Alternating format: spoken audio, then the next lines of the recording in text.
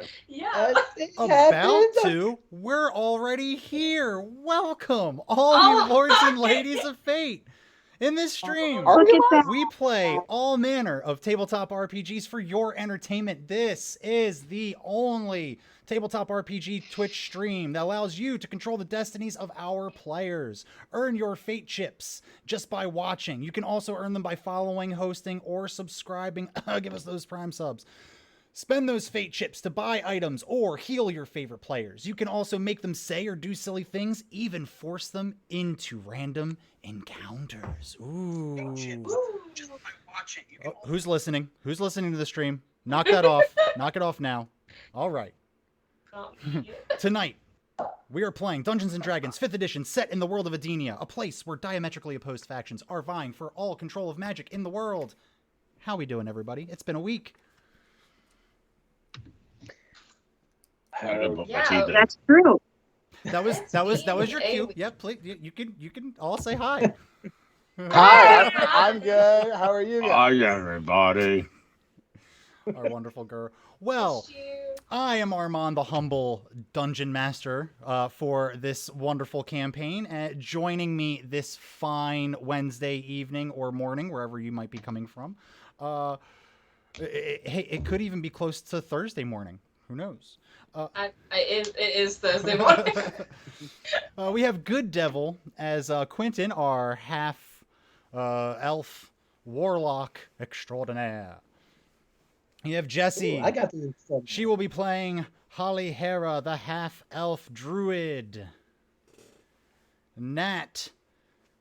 He is the embodiment of Gur, the bugbear barbarian. Gur. Well spoken, Gur.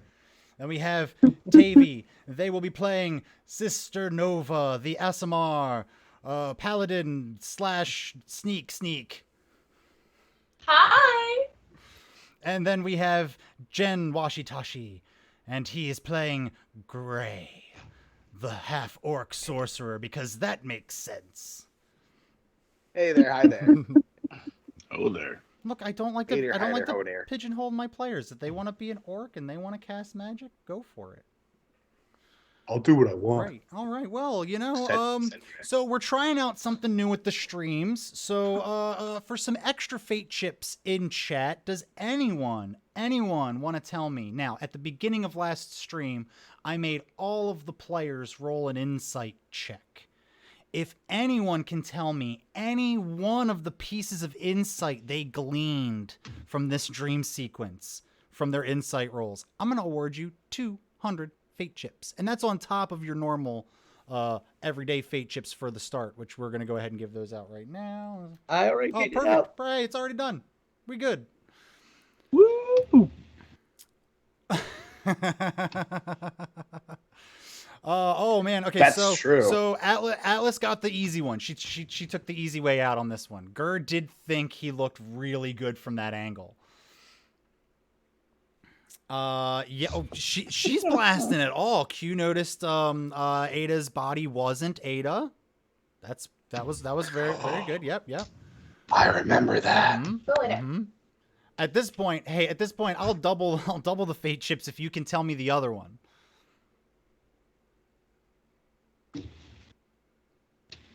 There's one more. I don't even remember mine. I'll wait.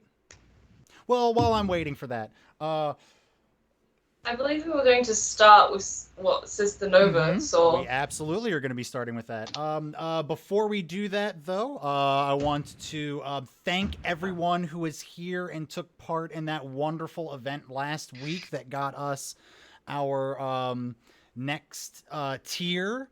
We had 26 unique chatters in our chat last week, and that is huge. So whoever it was that was sending out text messages, sending out DMs, getting people into the chat, I want to thank you for your hard work.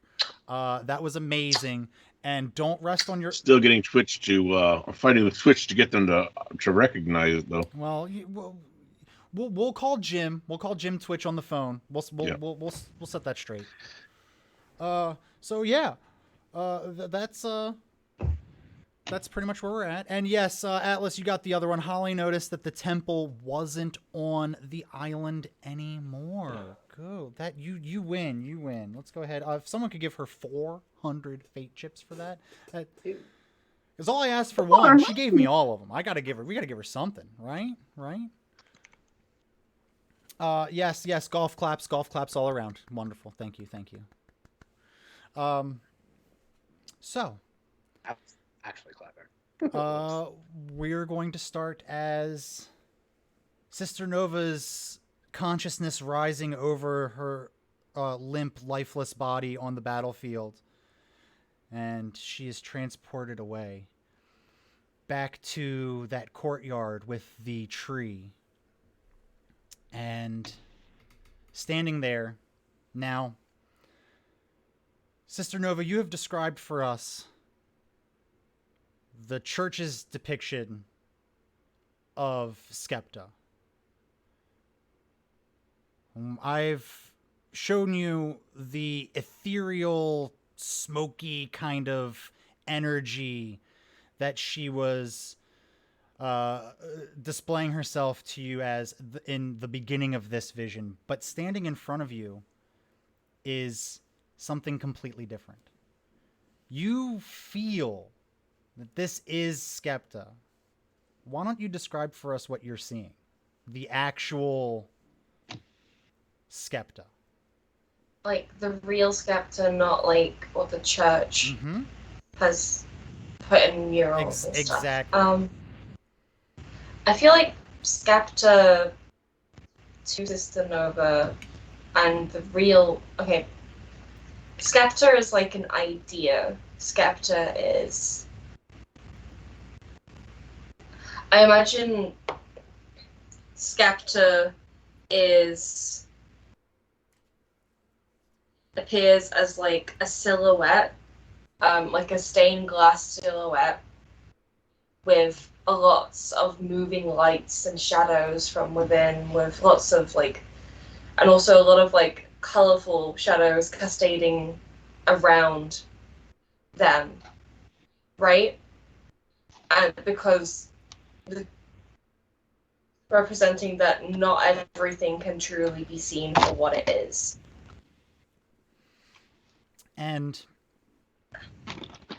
as she is standing there in front of this tree that has been gnarled and scarred and burnt with all of these current colors of the church now, she looks at you with what you think would be her eyes. You can maybe not see them, but you can feel their gaze as they pierce through you. And you hear her angelic voice in your head. And this is something strange. You've had these kind of quasi visions for a good portion of your life. They've always come to you as strange visions, very symbolic in nature. Nothing ever really as it seems, but this is the first time that she's ever come to you directly. And you hear this voice say, "My child, what I have shown you is but one of many possible outcomes. The church is sick. It is growing cancer from within. It no longer stands for the wisdom and enlightenment that it once did. I chose you to bring about the change for this church. It cannot go on like this anymore. Your new friends, you should trust them. You should help them in their endeavors, because it may not seem like it now, but their goals are intertwined with yours, and everyone will have their part to play. Do you understand?" It's the whole... I understand. I understand that the church does not stand for what it once did, but who are my allies, is anyone at the church my ally? What are you saying? She She kind of drifts forward a few steps. She doesn't take actual steps. She kind of just glides, hovering just mere inches off of the floor. Centimeters, I'm sorry. Centimeters off the floor. And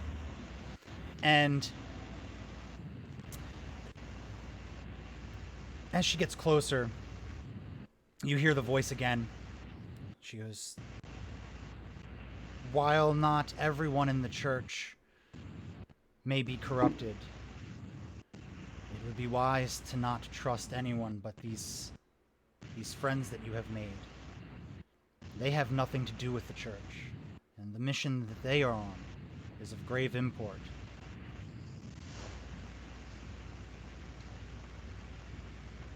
So, are you telling me that I should stay here at the church? Or should are you telling me Sister Nova's confused because she reaches out an appendage. It looks like an arm, but there's no hand attached to it. It just kind of rests on your shoulder. And she says, "My child, I know that this is confusing. It is not every day you speak with a deity, but you must understand that in order to cleanse the church, you will need the help of these friends. You will need to help them. Go with them." Okay, I will. I will go with them. I will help with their quest, and hopefully they'll help with mine. Oh, geez, chat. You guys are going nuts, aren't you? All right. So at that, she just she says, "You will learn much in the coming time. Keep an open mind, and remember that you are my child."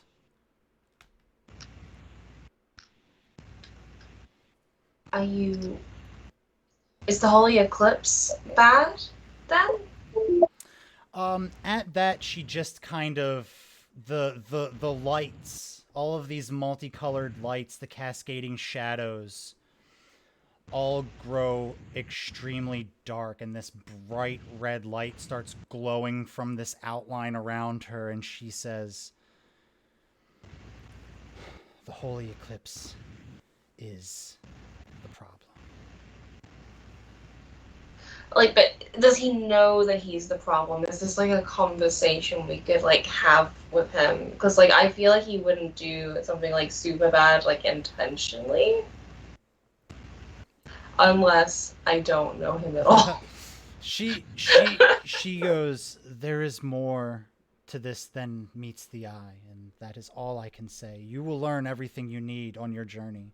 Now, go, my child." And at that, she kind of gives you this gentle push, and you don't feel any pressure at all, but you feel your consciousness getting sent at almost breakneck speeds, and then you are back in your bed at the inn, and you shoot back up awake like you have had a horrible nightmare. And you actually are going to be the only one that retains pretty much 100% of your memory from this event. Everybody else kind of only gets little bits and pieces. To everybody else, as you are all kind of waking up from this dream, it feels like you know when you have a dream and the moment you wake up it felt so real, but the more you think about it, the more the dream starts to slip away and you start losing bits and pieces of detail. That's what happens when you start thinking on it. You remember that it was a dream. You remember where you were, You remember that you were fighting, but there's not a whole lot of detail that you can pull from it, except for the pieces of insight that you took from it, from your insight rolls. I'm pretty handsome. Gur looked badass with that maul of many sticks. I'm telling you, it just brings out. I don't know why I'm biting on the pillow, but that's a little weird. All right, so you all pretty much had 2 straight streams of combat, so I'm going to let you all have a pretty fun, heavy roleplay stream here. You all are going to start here as you're waking up, and we'll go around. What's everybody doing? That kind of thing. I'll gently push you along as we usually do. There's going to be a lot of new NPC names. Names of towns, cities. There will be a ship. So these are all things that if the chat would like to throw out suggestions, I'm going. Pringle, Prangle, Prungle. You find that funny, but I've already got something planned for that, so don't you fucking worry. Prongle will be legend. No, he's legend. He is legend. All right, so we just did Sister Nova. So let's go around. Let's do. I'm assuming Holly, Hera, and Gur are split the room. So let's start with the 2 of you. You both kind of wake up at around the same time. Oh, goodness. I feel like I've had the strangest dream. We were back in that temple. Yeah, we're going back to the temple. No, we're still in this town.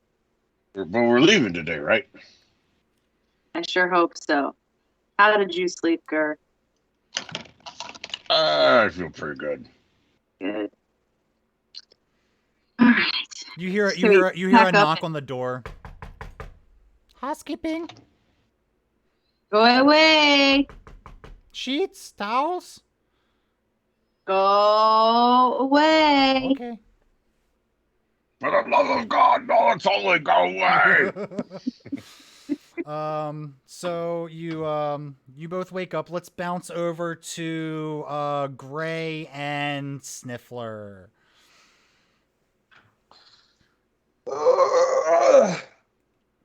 Jesus Christ, that was terrifying. You hear from underneath the bed.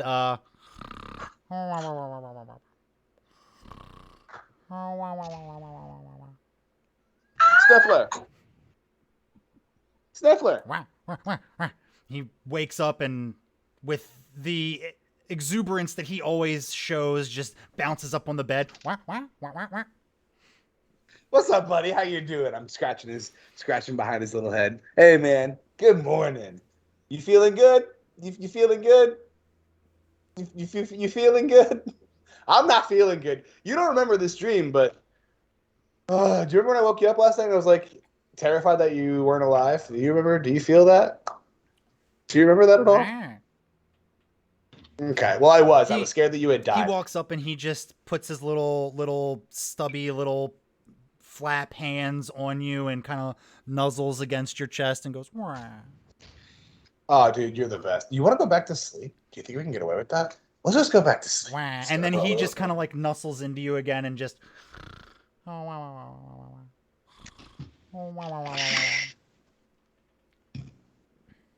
And then we jump over to Quentin's room, where you are abruptly awoken from your dream. Oh, Jesus. Okay, so you, let's see. You blast a hole in the wall, and you actually have adjoining rooms with Gray. So you Eldritch blast straight through the wall, and Gray, you see this green bolt of Eldritch energy just fly through with some plaster attached to the front of it, and it just smashes against the other side of the wall. Yeah, that's great. That shit. Nightmares. My bad. My bad. My Jesus. bad. My bad. Fuck. What You did we okay, eat Sniffer? last night?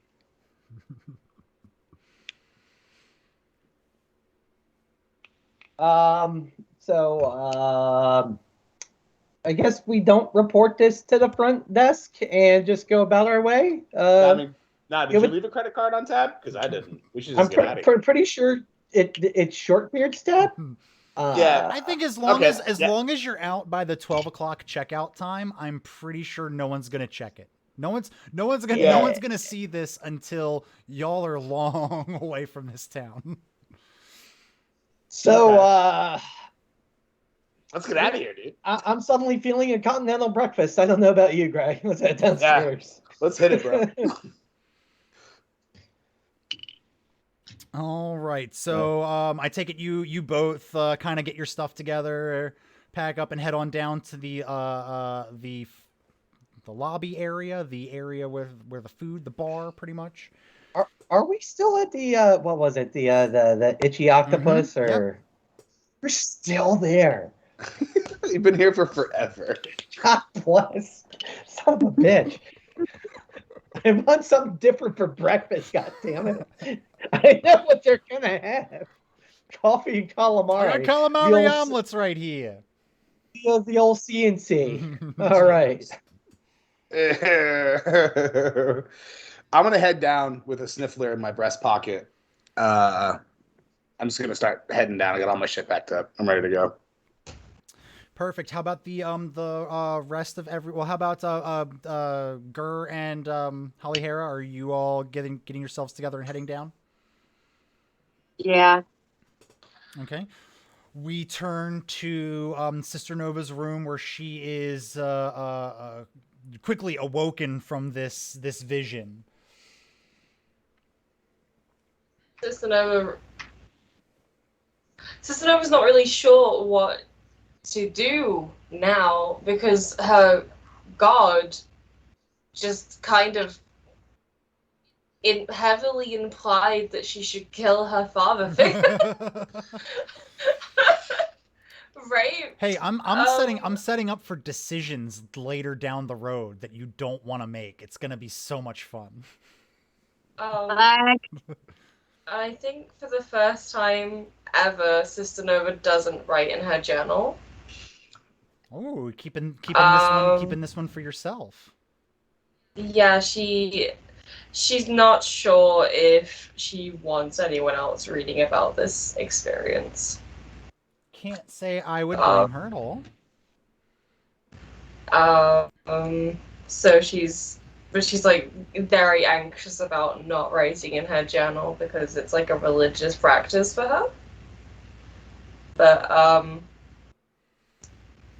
I could also picture Sister Nova frantically writing all of this in her journal and then getting out like a bunch of black ink and just redacting almost everything on the journal page. It's like, today had dream. That's the only words left. Yeah, she just like, just the entire page she just accidentally spilled ink onto the entire page. Like the whole page is black. Like perfectly just a block black. Yeah, chat. If anyone who is not one of our players goes ahead and gives me something else that the itchy octopus would serve for breakfast, I will serve it to them for breakfast. But if they get down there and order breakfast before you do, it's gonna be calamari omelets for breakfast. I'd like to order a calamari omelet. Hold the calamari. The guy behind the counter kind of looks at you and goes, "Oh, that's a Comes pre-mixed. weird request, but It's pre-mixed. strange. I've never had anyone just. So you just want some eggs? That's just bizarre. Yeah. You just want Yeah. If you give them, can I have them over easy? And I also need a black coffee. And if you have any hash browns and hot sauce, that would be beautiful. What is that? What is a hash brown? You Potatoes? Do you have potatoes? Well, I've got one potato. I've got a potato. Can I? All right, listen. Can I have it? Can I have it? And can I have that butcher's knife? And can I also have a shot of whatever liquor you have? I got work. Do you have any onions? But by the way, before we get too far into this, I do want to say Atlas came in and said, "Nope, Itchy Octopus serves what it does. I'm not saving you." So just want to let you all know where you stand. I'm saving myself right now. Can I have that potato? And can I please have? You have to have an onion here, right? We're in. Okay, let me have that onion. Give me a shot. That potato. Give me that butcher's knife. You have a butcher's block? You got a block back there? He looks at you and goes, "Well, I mean, look, listen here. I mean, I only got the one potato. I've got to offer it around. Does anybody else want potatoes with their breakfast?" We hate potatoes. Yeah, potatoes are gross. Fuck potatoes. Yeah, nobody wants the potato, man. Can I have that potato? Slide it right over here. I'm gonna prep it for you in a way that you can share the love. I'm gonna make it so that you can make it on your flat grill, fire cast iron situation thing you're going on back there, and then you can share it. I'll just want one serving, but I'm gonna teach you the way of the hash brown. It's an ancient orc recipe, and you're gonna love it. He goes, "Well, I'm not gonna say no to free labor. Go on, get back there." He tosses the potato to you. He tosses you an apron and says, "Kitchen's back there."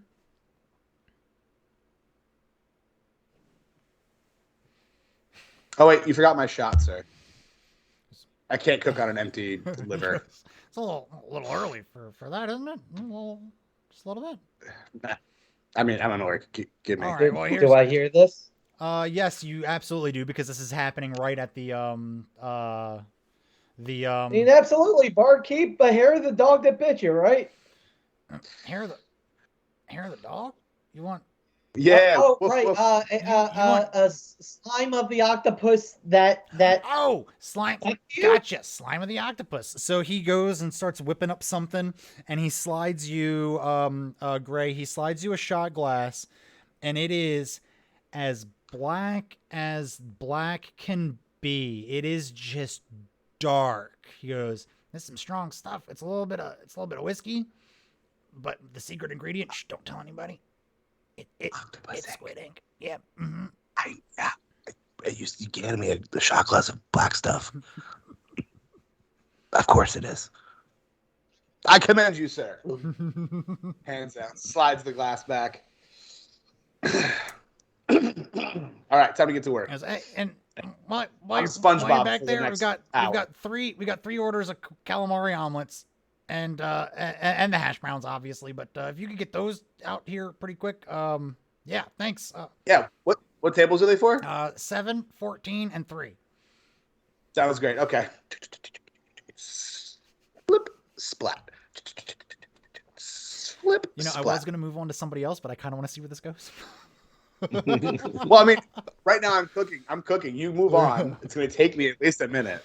All right. I assume everybody kind of is coalescing at the bar top. Yep. All right. Yeah, I imagine there's no shuffle down there. All right. And barkeep, I'll have whatever that guy's cooking up, and coffee immediate. I got you, bro. Listen, you ain't never had shit like this. I got you. I wouldn't doubt you either way there, Greg. He slides you over a coffee cup and he goes, "You can put some cream in there, but it's still going to be black." Gross. Squid Yeah, cream. I'll have some of whatever. Why is that what broke me? I don't know. Atlas redeemed you some squid ink coffee, so it's no matter what you do, that coffee's gonna be dark. Oh, thank you, K-Pie. It's our special. Did I just get some water? Absolutely, water. We got water here. Spoiler alert, still There's black. squid in the water as well. It pours out the water. The water is clear. It is actually water. There's no squid ink involved. No gimmick with the water. And after a while, Gray comes out of the kitchen and he is just food stained all over his apron, balancing plates on his hands, walking over to tables, dropping them off. Does he fucking work here now? I thought. He drops down food at one of the tables, and this really elderly gentleman looks at him and goes, "Hey, you, here you go." And he flips a gold coin at you and goes, "It's for the excellent service. I love coming here. I love calamari." Sniffler pops out of my pocket and goes, "Oh, that's a neat trick you got there." "Yeah, I really can't control it. Thanks, old timer. Move on." No, thanks. I'm not sick. I'm just old. It's your job to cough. I get it. Okay, moving on. The barkeep looks at you and goes, "Well, you did a really good job with that." Yeah, thanks. Don't even think about paying me. Just keep this in mind later when they're inspecting the rooms. Guys, let's get out of here. It's time to go. Quick, eat your food. I don't know why I trust Gray right now, but I'm just gonna pick up my plate and run behind him. Yes. Wait, those are my plates. They're oh well, I guess I'll just have to buy some more. No, what I just taught you about hash browns is irreplaceable. You can replace plates. You can't replace perfect recipes. Let's go. I run back inside and grab my cup of everlasting black coffee. Free refills. It's like disappearing ink, but like never-ending coffee. Yep, and that leaves Gur, Holly, and Sister Nova sitting at the bar top with their waters, watching as Quentin, Gray, and Sniffler all run out the front door. I feel like if they're running, we've probably done something bad, so maybe we should run too. I haven't had breakfast yet. I'm not with them. Yeah. I mean, we could. I don't know if I want to go to the Library of Midnight, but like we could. But like I don't know if I want to be there right now. I had this weird dream where my spiritual mother, Skepta, told me that I should kill the only father figure I've ever known. So I don't know what to do. Well.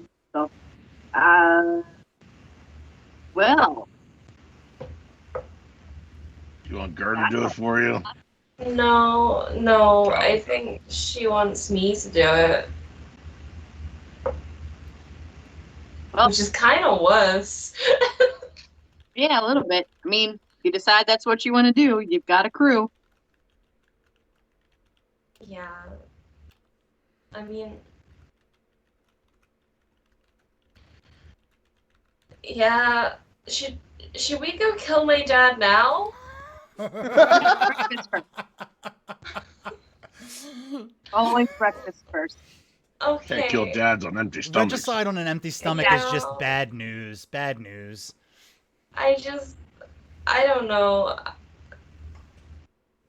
She kind of... did you say that you had to do it now, or can you I don't know. But over breakfast? She is like a god, and low-key my mother, and this is the first time she's ever had like a real conversation with me. Why doesn't she do it?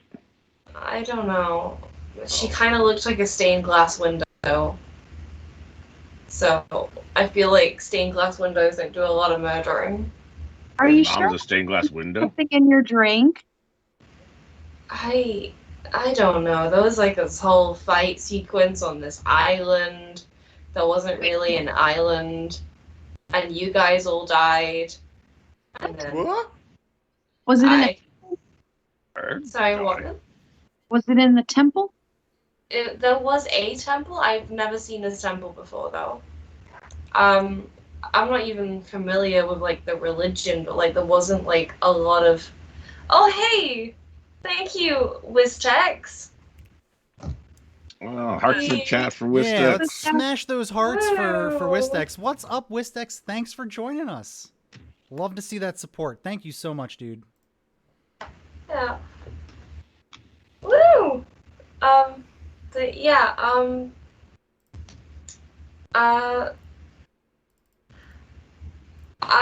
don't know.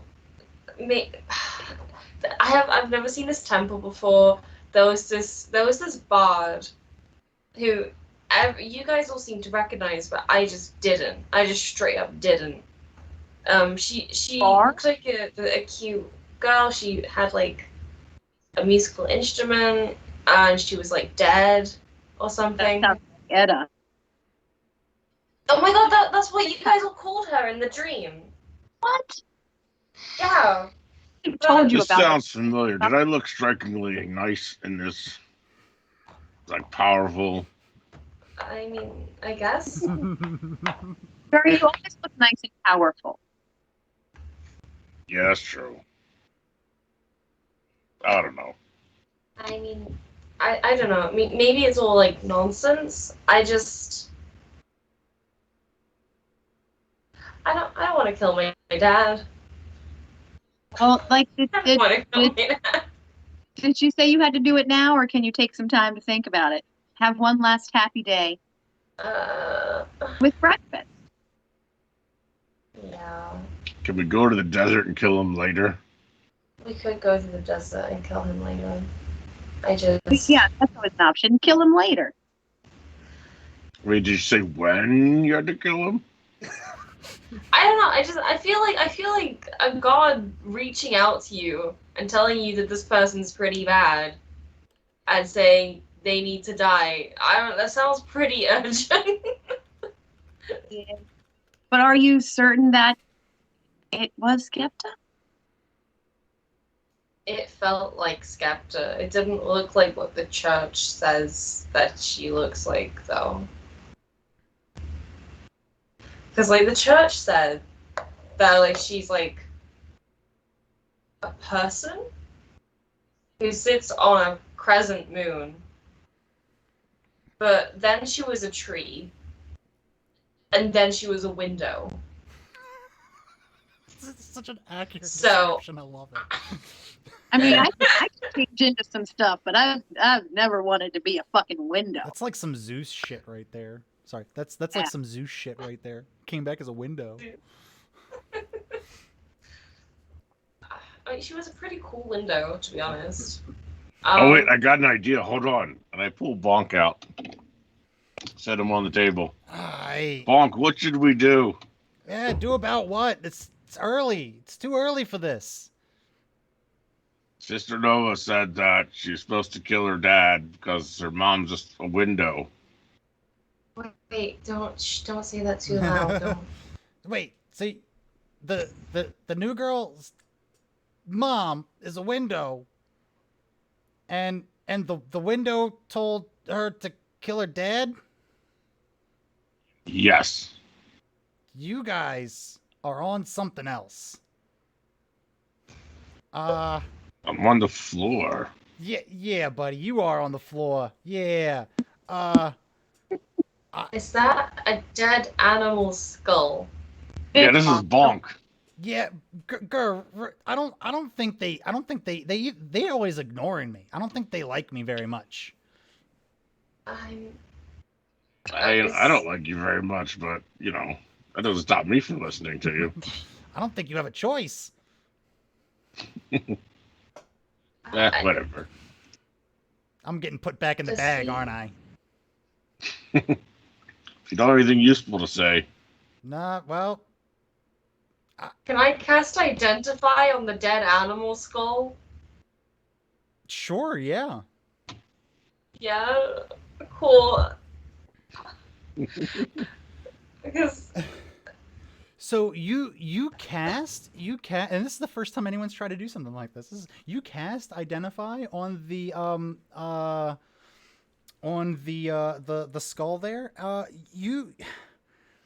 You get a picture of a boar. It is an old boar's skull, and there is some kind of link here between it and Gur. The skull doesn't seem like it is magical per se, but there is some sort of bond there that is happening between Gur and the skull. You still can't hear the skull talking. Gur, it still looks like Gur's having a conversation with a boar skull. But Was this a pet of yours? No, I ate him for dinner one night. yeah, and I gave him really bad indigestion too. Still don't think that was you. I think it was those berries. Oh yeah, always going on about the berries. Tastes better than you did. You ate the skull thing, boar, and you kept it. Yeah. It was very lonely out there. He was my friend. Okay. I used to be friends with a pencil, but I have lots of real friends now. I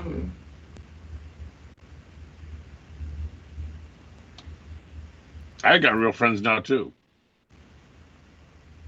I looked at Holly Harrow as she's having this this conversation's going back and forth. You hear Bonk go, Are you saying I'm not real?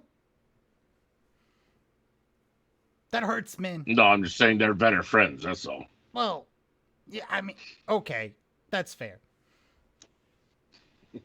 I'm sorry. Tammy, don't worry, you'll get used to it. It's just, You mean Sister Nova? Yeah, Sister Nova. Yeah. Sorry. It's fine. It's I thought I was having the toughest day, but I'm not speaking to a dead animal skull, so. Here's what I want. I want someone to go back to all of our old episodes and find every clip where Gur is talking to Bonk and cut out me talking as Bonk so it just looks like he's having a full-on freaking conversation. If anyone does that, I'll give them $100 of real money. I'll pay you because I really want to see that and I don't feel like doing the work, so. As this is kind of going on, you all are finishing your breakfast. Sister Nova's learning way more about Gur than she was prepared for this early. We transport ourselves to outside the inn as two blurs bash through the front door with plates in hand, and one blur runs back in and comes back out with a cup of coffee. Gentlemen? All right. Where we, I don't know about you, Gray, but that last little adventure of ours left me a little depleted. You want to check out the magic shop? Hey, eat on the go? Yeah, dude, I'd love to.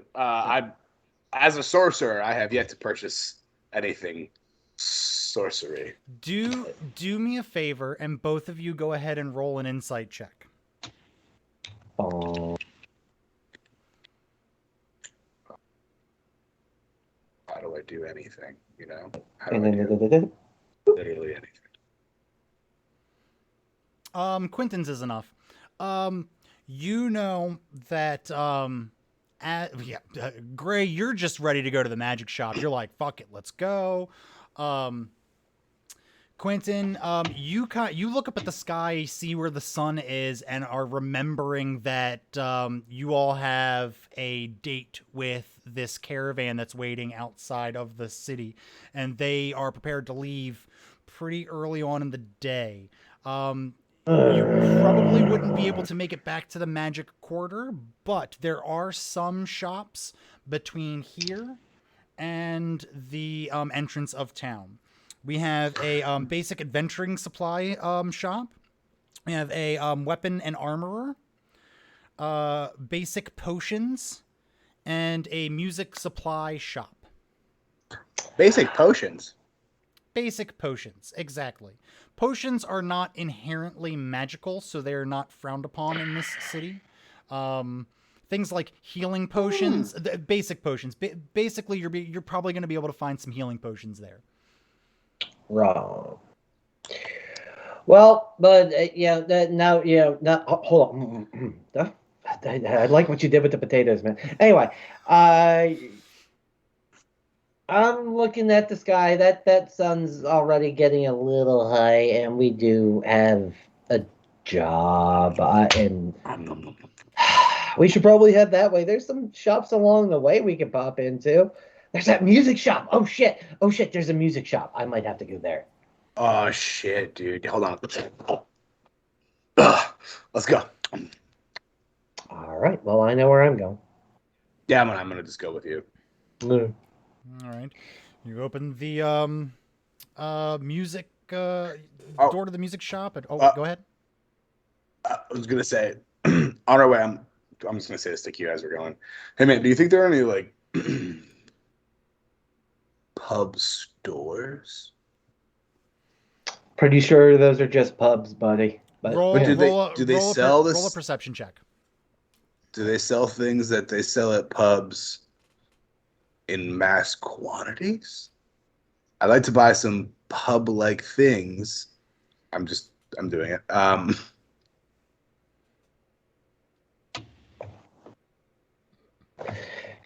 Yeah. Gray, as you're saying this, a memory of when you were walking into town is kind of popping back into your head, and you remember having seen a store that sells like a liquor store, so to speak, close to the entrance of town. So you know that you could probably hit that place up right before you leave. Okay. Have fun at the music store, man. Well, no, he's already gone.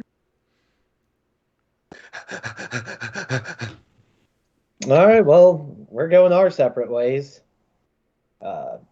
Yay. This party's split up 3 different ways, but at least we're heading for the same spot. Sorry, listen, Meta Hat, I have to play the character, you know? Like, I have to. This is who he is now, you know? Unless you all in character can find a way to get me to rehab, this is just who I am in this character. Oh, no, I'm not changing that. Great, looking to buy a keg. Oh, man. All right, so if at any point in time, Meta Hat, Mr. Game Daddy, if you want to give me just a split second of a montage in there, I will. I will give you all the montage. Don't you worry. Okay. So we'll go ahead and open the door to the music shop. You open it up, you hear the ding ding, and without missing a beat, this very boisterous person steps out from the back. Hello, welcome to Whimsical Wistex's wonderful music emporium. That's right. Now I'm using viewer names. I am Wistex, the Whimsical, and I have all manner of wonderful musical supplies for your wonderful needs. Wonderful. My friend, it's been some time since I've played my instrument, and I find myself longing to get back into it. He goes, oh, don't say another word. Let me take a look at you. And he comes up really close. He starts sizing you up. He goes, oh, yes, very nice, very nice. I see. Oh, look at those hands. Those hands have seen some instruments before. Oh, something with strings. No, wait, not just strings. Not many people play the hurdy-gurdy very much anymore, but I strike you as someone who's very wonderful at it. Well, as it happens, wow. Okay, you're good. You're gonna have to teach me that trick someday. Yes, it's all in the hands. Oh. I have a wonderful selection of hurdy-gurdies on the wall over here, and you see, like, for an instrument that doesn't get played a lot, he sure as shit has a lot of hurdy-gurdies on the wall, all manner of sizes and colors and materials. So I'm going to allow you, while we cut back over to the bar to kind of construct your own perfect hurdy-gurdy. What materials it's made out of, whether it has like a beefy kind of a bassy kind of tone to it, or if it's got more of that high-end twang, the color of it. Go nuts. Go ahead and pick out your hurdy-gurdy, and we're going to cut back over to the Itchy Octopus. Oh, yeah, you can pick all of the ways that it looks and stuff, but it's going to have a specific sound. That's all I'm going to say. It's going to have a very, very specific sound.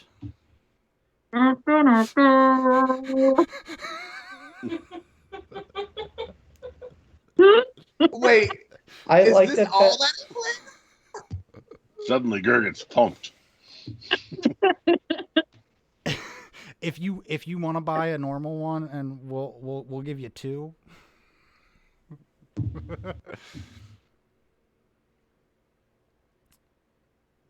Okay, as Quentin sits here and contemplates the lords and ladies of fate, we'll go ahead and cut back to the Itchy Octopus. As you all were in the middle of your conversation about regicide. That's the right. I'm using the right term, right? Regicide. That's parent killing, right? Right. I wasn't familiar with the term before patricide. this. But... Patricide. There we go. Regicide is killing a king. Yep. There we go. Thank you. Patricide. I knew there was a specific term. ID discovery for the win. Speaking of true crime documentary. All right, so you all are back at the bar top. Anyways. So now that we've had breakfast, Sister Nova, about killing your pops. I mean, what time is it? Are we going to have time to kill your pops before we got to go on our journey? I guess we could poison him super quick, and he could just die naturally of natural illnesses while we're gone. Right? I don't know. But still, okay. Maybe I'm misinterpreting what she meant. Maybe I should just have a chat with him. Yeah, I mean, that's kind of a big deal, because if she didn't mean for you to kill him and you kill him, that's a problem. Yeah. So do you think maybe that we go on our journey and you see if you have some kind of spiritual thing again, and she comes back and maybe gives you some more information this time instead of being all vague and shit? See, Skepta doesn't really do not being vague. Skepta's entire brand is being vague. Bonk too. Bonk's a dead animal. Yeah. Skepta is a god. I'm not seeing a difference here. Bonk has feelings too. Yeah, that's right. I do have feelings. See, okay. I respond to them, but they don't respond to me. They're ignoring me. They don't like me, girl. Put me back in the backpack. You don't I don't want to talk to these people anymore. Be more helpful next time. I'll shove it back in the backpack. I feel like we should talk to the others. Because I don't know, I feel like murdering Oh, they're good at that. It's a huge deal, and they might be potential accomplices, and I don't know how they feel about senseless killing of higher ups in the church, and whether or not they'd be morally against that. I can tell you with 100% certainty, Q will be on board. I'll be for it. The blast stuff. So then he starts to blast. Gray, you get him drunk enough, he'll pretty much go along with anything, especially if Q's leading the charge. So I'm thinking, I don't know, this is just, we got to work with what we've got. I don't know. We keep our eye on them. Yes, directly on them. So it's touching. It hurts. But I think at this point, time is also a factor because we gotta hit the road, Jack. I mean, I guess we could hit the road, but like, I don't know, because this is like the first time she's ever spoken to me like semi-directly, and I still don't know what she means. Let's see. Holly, Hera, roll an insight check. You know what, Gur, you can roll an insight check too, but yours is going to be at a disadvantage. Because you're not very insightful. He's just excited because somebody else talks to non-living things too. This is the most he's related to anybody. Oh, we're gonna have some Gur growth. Don't you worry. It's coming down the pipeline. What you mean, girl? I like what you did there. That's perfect. Holly, Hera, you also remember speaking with somebody who portrayed themselves as a god. Back when you were on the island, when your bard was, as Gur likes to put it, frozen, not frozen. Oh, snap! That guy. Just something for you to remember. I don't remember. I don't remember it being good. All right, for everyone's clarification, and you know what? Hey, this might also be good for the chat that might not have a steel trap memory and remembers all this stuff. But this entity in question kind of transported you away into another plane of existence, where when we were in the void, you all were kind of in this void, and you all had visions in the mirror, where you all kind of saw images of what could have been yourselves now, and everybody's kind of looked off. If memory serves, Quentin was missing an arm in his reflection, and this entity kind of gave you the impression that they were some sort of deity, a god, and they told you that they can't directly get involved in the affairs of mortals. So that was the thing that happened. And as Sister Nova is speaking of this happening, that memory pops into your head. Oh, hi, Bruce Gaskin. There was a special weapon, a bundle of sticks. Yes. It was a maul with a group of sticks at the top. The maul of many sticks. But it was just a dream. Or was it? Dun, dun, dun. All right, listen, Sister Nova, I can't tell you what to do. All I can do is tell you that I've had one experience with someone who claimed to be a god or some type of deity, and they told me that they were not able to interfere in the lives and doings of mortals. So, but they're gods, right? At least they said they were. Do people lie about that? Oh, poor Sister Nova's gonna learn some life lessons in the real world.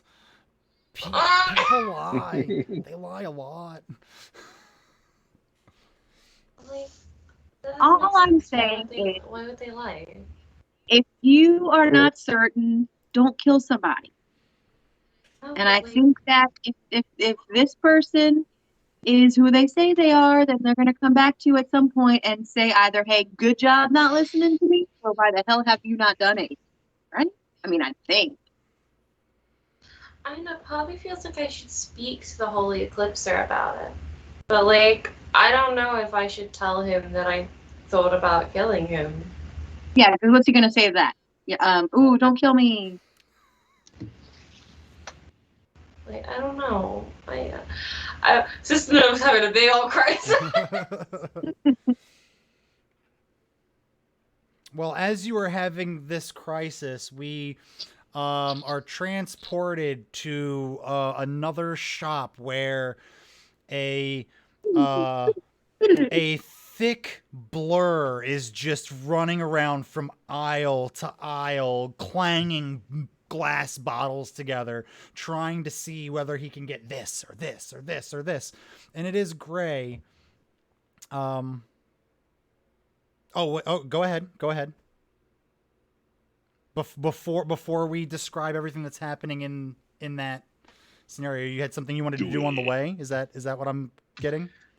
Go ahead. Yeah. So, I mean, I'm running. I'm heading there. Hold on. Let me get in character real quick. Wait, fuck, Sniffler. Sniffler. Wow. Hey, buddy, you know how like we like to when I get drunk. Well, let's be real. When we get drunk, we like to like play music and hang out and be idiots around the fire. He just starts dancing. Wah, wah, wah, wah, wah, wah, wah, wah. Hell yeah. Okay, can you go back to that music shop while I'm heading to the liquor store, and can you just snag us a guitar? Wah. He kind of like reaches into what looks like it should be pockets, where pockets would be on a person wearing pants, and he just like pulls out his little hand flaps and goes, wah. Yeah, hold on. Do a different pocket. Here's some coinage in case you need it. There's just plenty. Try not to get sidetracked, but do not leave that place without a guitar. And then he just goes scurrying off. Thanks, bro. I go back onto running full speed, Naruto style, towards the liquor store. Gotcha. You burst through the door, and it is you open the door, and it just like you get hit in the face with this bright white light, and you just hear this like chorus of angels.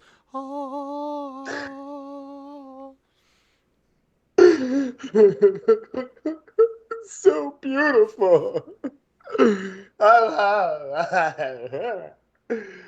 Okay.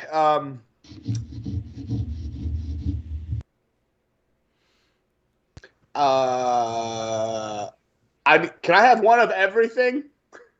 Clerk, excuse me. He starts Shopkeep. He starts pushing buttons, and he goes, one of everything. That'll be like 500 gold. Are you rich? Hold on. Let me check my my wallet. Pretty sure you have that much. I have that much. Away. And don't forget that whatever money you gave Stifler. True. I mean, I guess if we kill the Holy Eclipse, we take his job and all of his money. I do want to answer some questions that we have in chat here. Who came back and took Ada? It was Hugh Jass was the person who came back to take Ada. It was not whoever it is that you all are thinking it was. So the guy in the void was not Hugh Jass. The entity in the void did not look or sound like Hugh Jass, no. First time that we encountered Hugh Jass. The first time you encountered Hugh Jass was... I can just stop saying that. Thanks, chat, by the way, for that. Sorry. Go ahead. What's the name again? Just say it one more time. Yeah. Hugh Jass. Yeah. Huge ass. Something like that. It's Hugh. It's Hugh. Hugh. Jass. Like jazz. Hugh. So the name Hugh, like Huey, Dewey, and Louie, and then Jass. Yeah. Hugh Say it again. But not Z's or not Z. S's. It's S's. Okay. It reads like that. Jazz. Hugh Jass.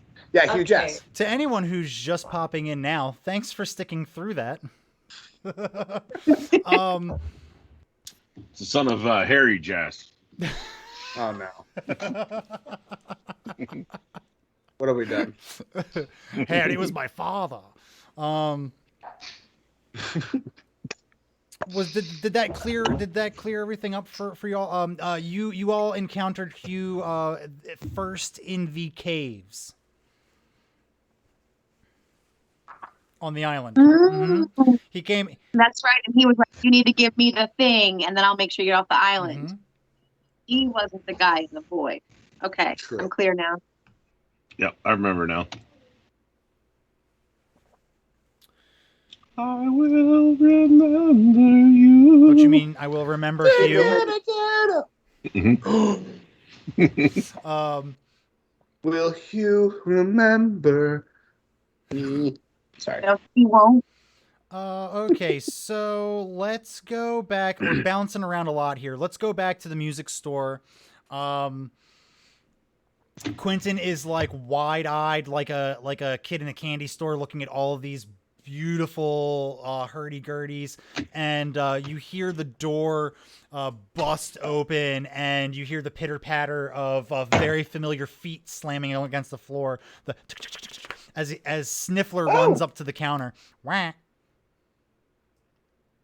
And Wistex the Whimsical pops up. Hello again. My name is Wistex the Whimsical. Welcome to my wonderful music emporium. Oh, look at you. Aren't you just adorable? Oh, my.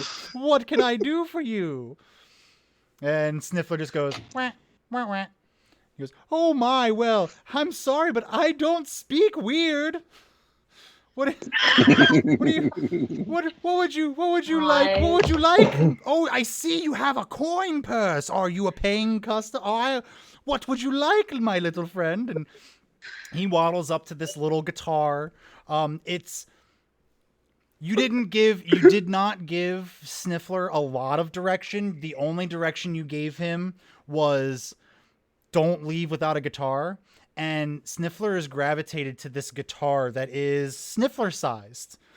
And he thinks it's adorable. He grabs it and he just starts, he's strumming it poorly, and he just wah, wah, wah, wah, wah, wah, wah, wah, wah, wah. And Wistex goes, oh my, what wonderful playing. With practice, you might actually be good. That would be 100 gold coins. Actually, no, that's a little tiny one. How about 50 gold coins for such an adorable little creature? Sir, have you picked out your hurdy-gurdy? Oh, my. Okay, and can I just wave Stifler by it? Like, I don't think that's what your guy wanted, but okay, this is gonna be great. He stops as he runs by as you're waving and saying that to him. He looks up and goes, holds up the guitar like he's very, very proud, and goes, wah, and then bolts out the door again. All right, and returning to the hurdy-gurdies. Yes, I see the perfect one. It's that one right there. It's got that dark finish with the gold trimming, and are those purple strings? Oh, I love it. How much is that one, sir? Oh, that is wonderful. That's 250 golden coins. That's a lot of oh boy. You can. My musical instruments are the finest around.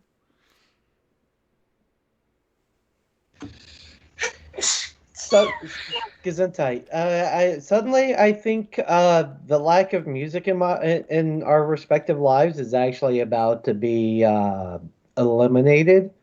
We'll see if I still need that hurdy-gurdy after this quest, my good sir. I promise I will be back for it. And I'm going to step out of the music if you would shop. like, you could put it on hold. 10% will hold it for you, 25 gold pieces, and I will keep it in the back so no one can buy this luxurious dark oak finish with the wonderful gold trim and the purple strings. Oh, and you struck a hard that bargain. crank, it's alabaster. Ooh. Alabaster. I don't know. We'll see if maybe I find another one that catches my eye that costs a little less. But to cover my bases, sure, I will give you 25 gold to hold this one. It is rather gorgeous. Wonderful. Do you have some sort of identification so that I might keep it on file for you? I absolutely do, and I hand him my Blood Gorson ID. Ooh, what a strong and powerful name you have, Mr. Gorson. Yes, I shall go ahead and write this in my book, and I shall keep this in the back for you. Ah, yes, please remember Whimsical Wistex for all of your wonderful magical needs. Have a wonderful trip. Bye. Good day, sir. And I'm gonna go ahead and step out of the music shop. I keep wanting to say magic shop, but I keep catching myself too. And then we will go back to the inn where breakfast is completely finished. You all are staring down at empty plates, maybe a few little pieces of rubbery overcooked calamari that you couldn't finish. I'll get them. Of course. You know, I personally would die happy if I never have calamari ever again. Yeah. I don't know. It sounds pretty good. I mean, I like calamari, but I also like other things. Like broccoli. Or tomato, or anything that's nutritious, I guess. In a non-fish way. Non-fish way. I think I can agree with you there. All right, look at the time. We got to get a move on. We got to go find those boys. Yeah. All right. So you kind of tidy up, and the barkeep goes, "Yeah, well, hey, Shortbeard came through here not too long ago. He took care of your tabs, so that'll be great. Gonna send housekeeping up to the rooms to check them all here as soon as you all leave. So there, nothing, no kind of like craziness happening in your rooms last night, right? All the rooms are in good condition. I hope so. Of course. Perfect. Okay. Wonderful. All right. Well, you all have a wonderful trip. And remember, if you got an itch you can't scratch, you come over to the Itchy Octopus. I got 8 tentacles for you. Thank you. Keep calamari. Sister Nova, So, I think I remember them saying that something happened in their room. I think we should go. Yeah, let's skedoodle. Yeah, let's go. Let's go find the boys. All right, so you all gather your belongings and make your way out of the Itchy Octopus. You start heading down towards the entrance to the city, and you see all from the distance. You see a door open up, and it was the door for the music shop. And Quentin, why don't you go ahead and roll me a perception check?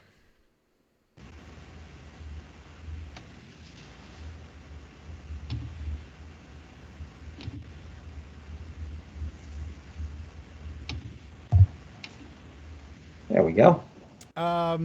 You open the door and start to walk, and you are about to trip over something in the middle of the street there. But it looks like a hurdy-gurdy.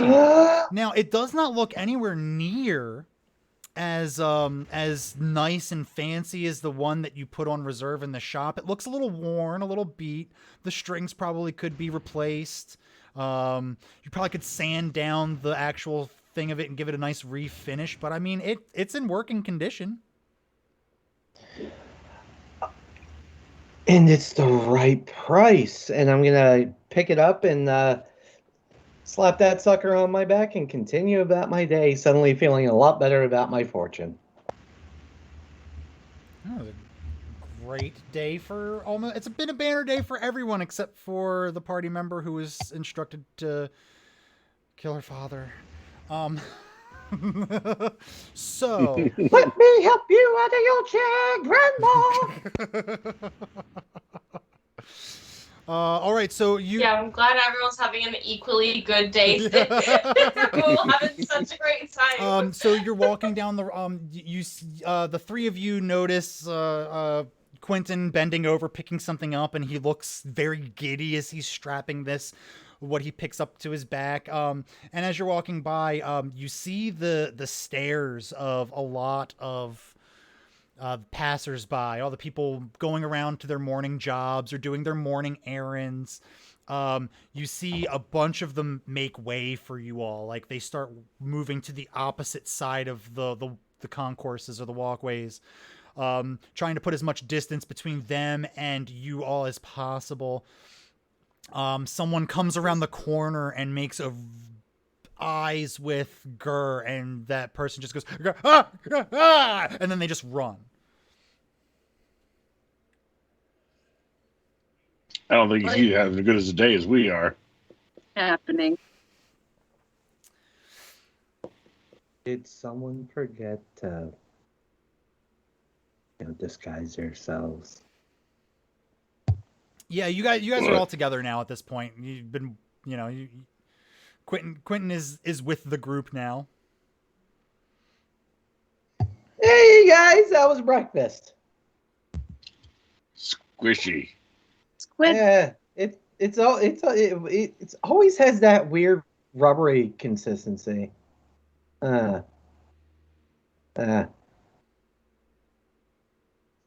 the matter with her? Pointing over to Sister Nova. What? Nothing. Yeah, no. Murder is not gonna happen. All right, we've decided then. Mom's a window. Yeah, and Quentin, that's news to you. You left them, at the beginning of breakfast, and now they're talking about murder. It's probably going to be fine.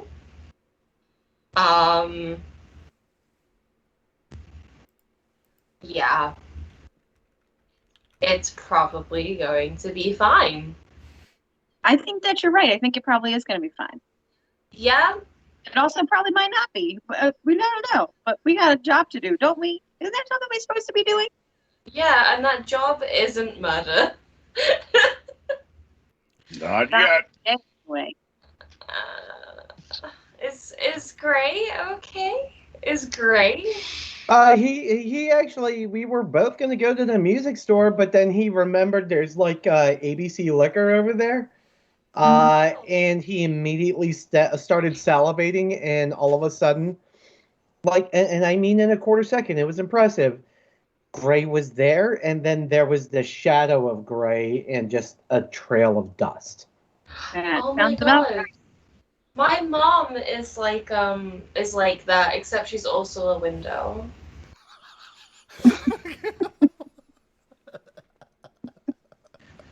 That's crazy.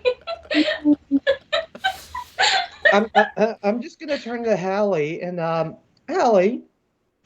Yeah. How much did she have to drink this morning? Nothing, but I'm honestly not quite sure somebody didn't put something in her drink last night. But I think, nothing today. Okay. Noted. This is so this is box standard crazy for the good sister. All right, cool. I'm in. No, but like it was the dream. Yeah. Like she was like a tree, and then she was a window. Yeah. Well, that's okay, man. I thought I had a weird dream last night. Shoot, I think you may have won. But we're not talking about dreams and the sudden expanded one bedroom that the itchy octopus now has. I'm sorry, what? What? Nothing. What? Okay. What? So we were right to run. Oh, yeah. Yeah. That's weird because Gray does a lot of running when he's drunk. Yeah. You know how some people have some problems sleeping. Some people sleepwalk. Some people piss the bed. If I have an exciting dream, or okay, speaking of exciting, there's always that. When I have an exciting dream, not that kind, but the roughed up fighty kind. Sometimes I put holes in walls with the old hiya and yeah. Your boy had a nightmare, okay? It's okay. It happens to everyone, right? Did you blast yourself? I didn't blast myself. I actually nearly blasted Gray. Oh, shit. He is already crunk on the curb, isn't he? Yeah, you all are kind of walking as you're having this conversation, and you see on the curb outside of the liquor store is this just slumped over half orc, in his hood, trying to keep himself to himself. Just oh no, 2 empty bottles next to him and a huge, like, comically overstuffed sack filled with. You can hear the clanking of the bottles from all the way back where you are. Oh goodness. Oh, he did say he was going to go get stocked up. I should have taken him a lot more literal. Yeah, you should have known. Isn't it like 9 a.m.? You're 9 a.m. No, I'm a person. Tell me what I am. I'm just a guy with a sack. You're just a guy with a problem, and that's okay. And you see Sniffler kind of like pops out of a bush, and he's got this cute little guitar the size of him, and he's just so proud when he runs up to you, Gray, holding it up with both hands. Wah! Buddy, that's a ukulele. I love you, man. I'm so proud. How much was that? Wah, wah, wah. 50 gold? Wah. All right. Well, you know how to play that, right? Show me what you got, dude. You can play it. He grabs it and he starts strumming along, and it's not great. It's not great. Like that. Mm-hmm. That's not. But that sounds amazing. Yeah, I love Quentin, it. From when you were in the music shop, you do hear a little bit of an improvement. It does sound a little bit better than it did in the store. Not by much. It's not saying a lot. I'll pull him out my 1-note recorder and start to join in. He's actually starting to get kind of okay there. So we've got a music circle going on here. We've got Sniffler playing poorly his ukulele. We have this 1-note recorder going off.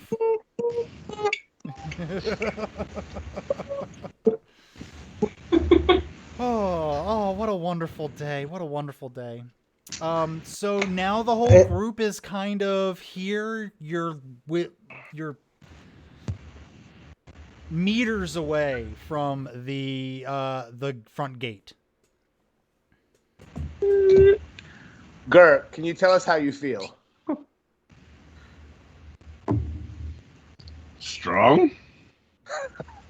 We're about to leave town. Can you tell us how you feel? I'm ready to go. Let's do this. That's enough of that. So let's go to the desert.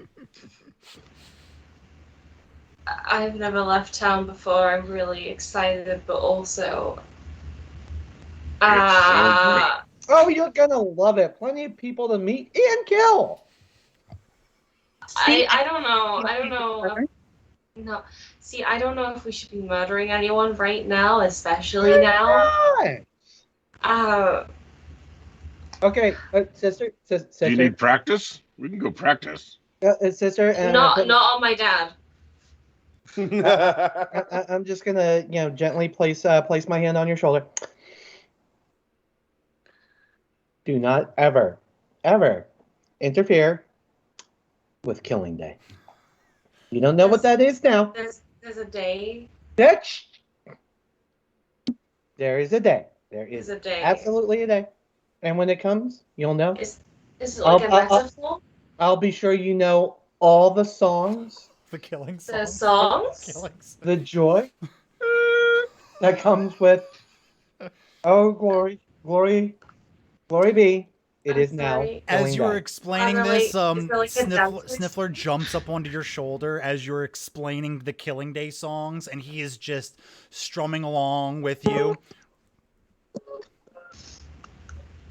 That's like not too far off, buddy. Good job. We'll have. I'm just gonna pat him on the head. We'll have you playing correct. Killa Noir. I'll come up with something better.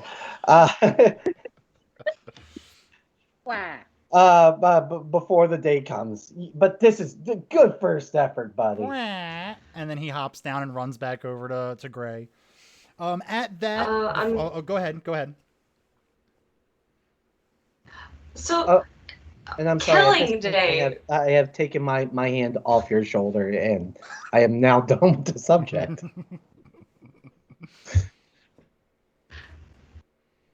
Not that you know that, but I'm just saying.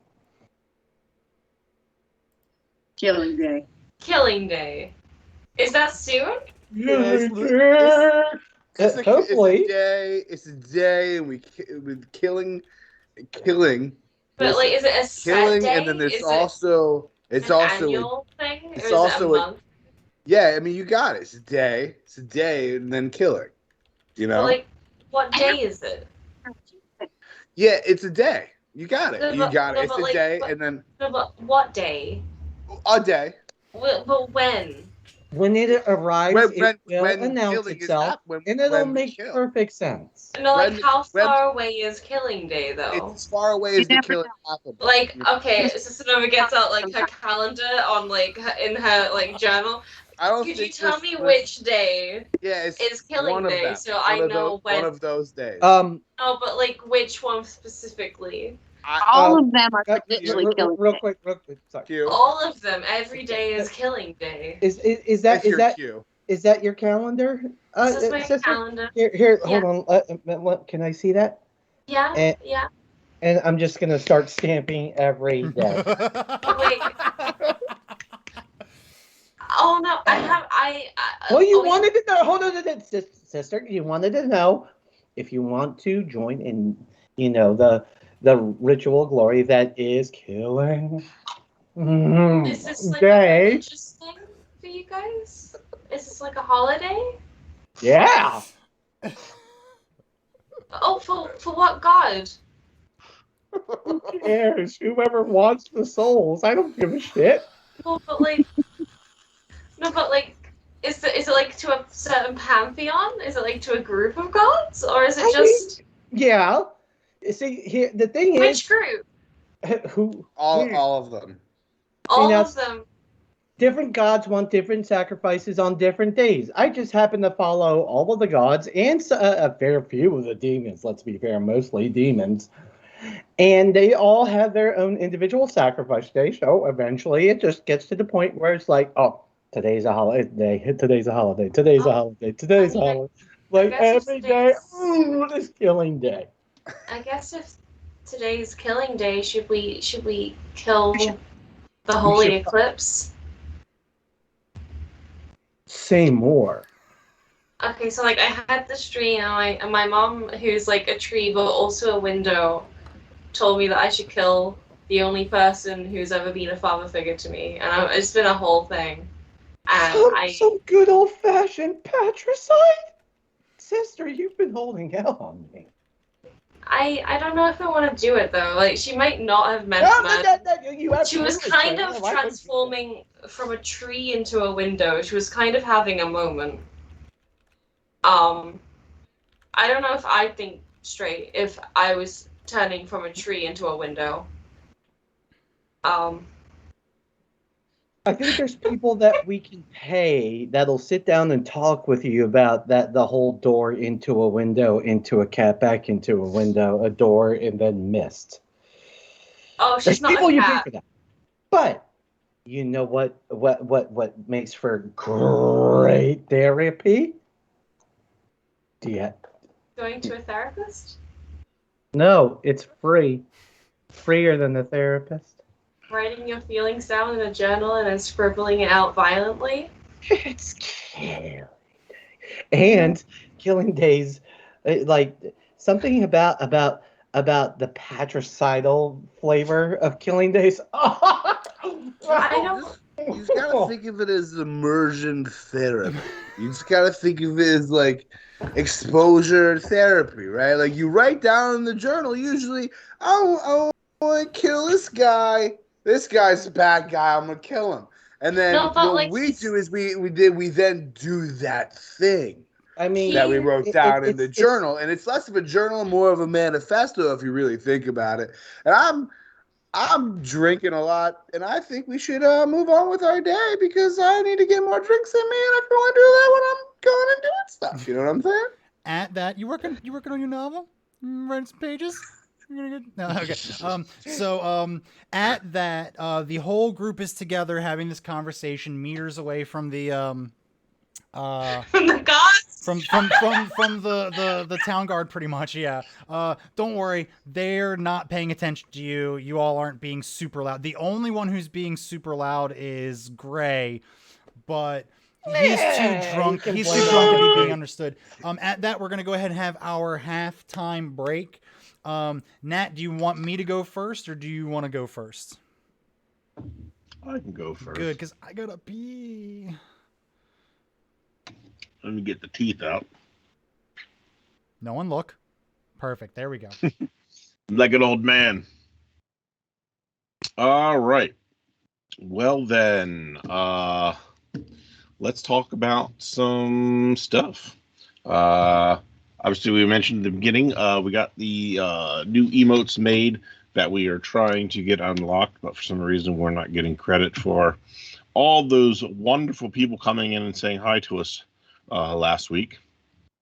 I can display some of our newer emotes that are available upon subscribing.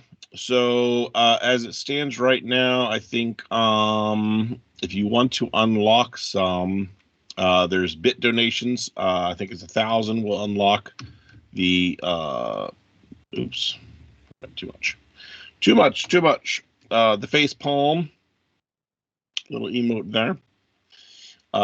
And then I believe the one after that is let's see here. It might be the face hugger, I think. I think that comes at like 5,000 bits. And then finally, I think the 10,000 bit emote is our RIP, Star Trek RIP emote. So that's the most current news about some of the changes we've got made so far. More stuff to come. And then, of course, we have opened up our heart emote, which we love because it's a heart. So, game-wise, we are definitely closing in on the end of Rift's season finale, in which we will be starting Star Trek and Aliens. So that's very exciting. It might actually coincide with the release of the new Aliens game that's coming out, which will be also exciting. Star Wars, I'm looking forward to greatly because I have a whole nother costume that doesn't require fake eyebrows, which is great for me. And if you are enjoying this stream, obviously please tune in tomorrow night where we play Rifts currently, and we'll be switching off on those other two games. We also do Star Trek on Mondays, which is also very fun. I think we're starting to come together as a group and actually understand how the game's actually played. So it's much more inclusive for everybody that's playing. And yes, like Billy says, one day we will start the Golden Girls RPG. Yeah, I don't know who's playing Betty White, but I can't wait. And then of course, for those of you who do grace us with your Prime subscriptions or any other kind of subscription, we do the T-shirts. That has the Chombo logo on it with the Lords and Ladies of Fate, unlocked at 3 months. And then if you subscribe for 6 months, you get the Lords and Ladies of Fate glass, 32-ounce mug with our laser-etched logo on the front, which is pretty nice. I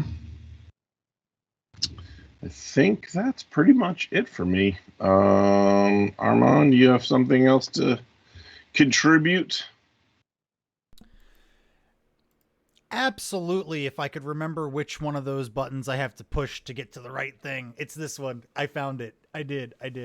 Hi everybody. So I am the only one that you can hear. So if I start talking about something you've already talked about, just go ahead and just whisper in my ear. Stop.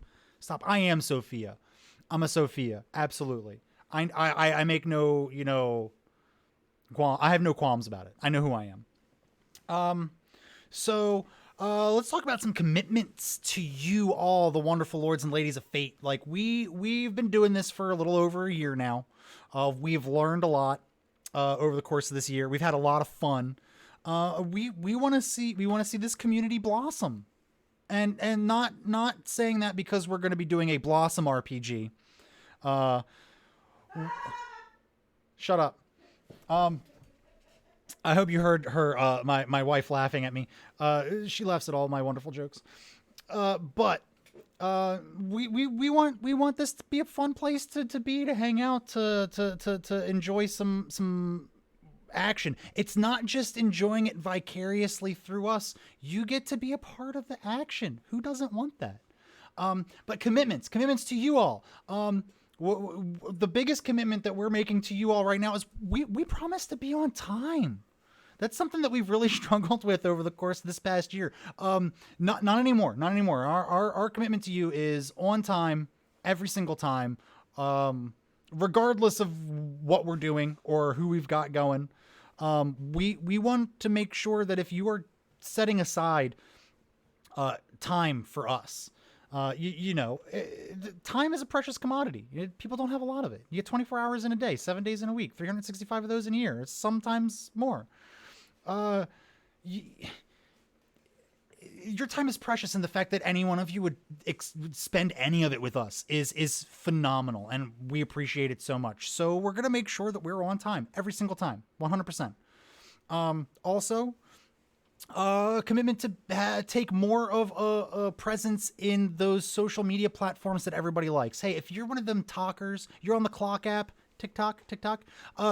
Soon you're gonna start seeing some Lords and Ladies of Fate content on that app there. We want to get you no matter where you are. Are you on your phone at work? Hey, I got you. Are you at home in front of your TV? It's night. You want to watch us? We got you. No matter what you're doing, you're scrolling through your tweets. You want something funny, or you just want some information. You want to know what we're up to. We've got you. We're going to make sure that no matter where you are, you won't escape us. It's too late. You've fucked up. You're here now. Deal with it. It's a very weird promo, but okay. How are you? And I bet you're thinking, Armand, how are you gonna dig yourself out of this really weird fucking hole you put yourself into? I live down here, so that's what we do. But yeah, I'm sure Nat talked about the new stuff down the pipeline, Star Wars, Aliens. I'm ready for both of those. We're getting there soon. We actually have characters for Star Wars, so any week now, maybe. Aliens too. Aliens is coming along. Characters are starting to come along. I think there's a few more details that need to be ironed out there. Nat, do we have the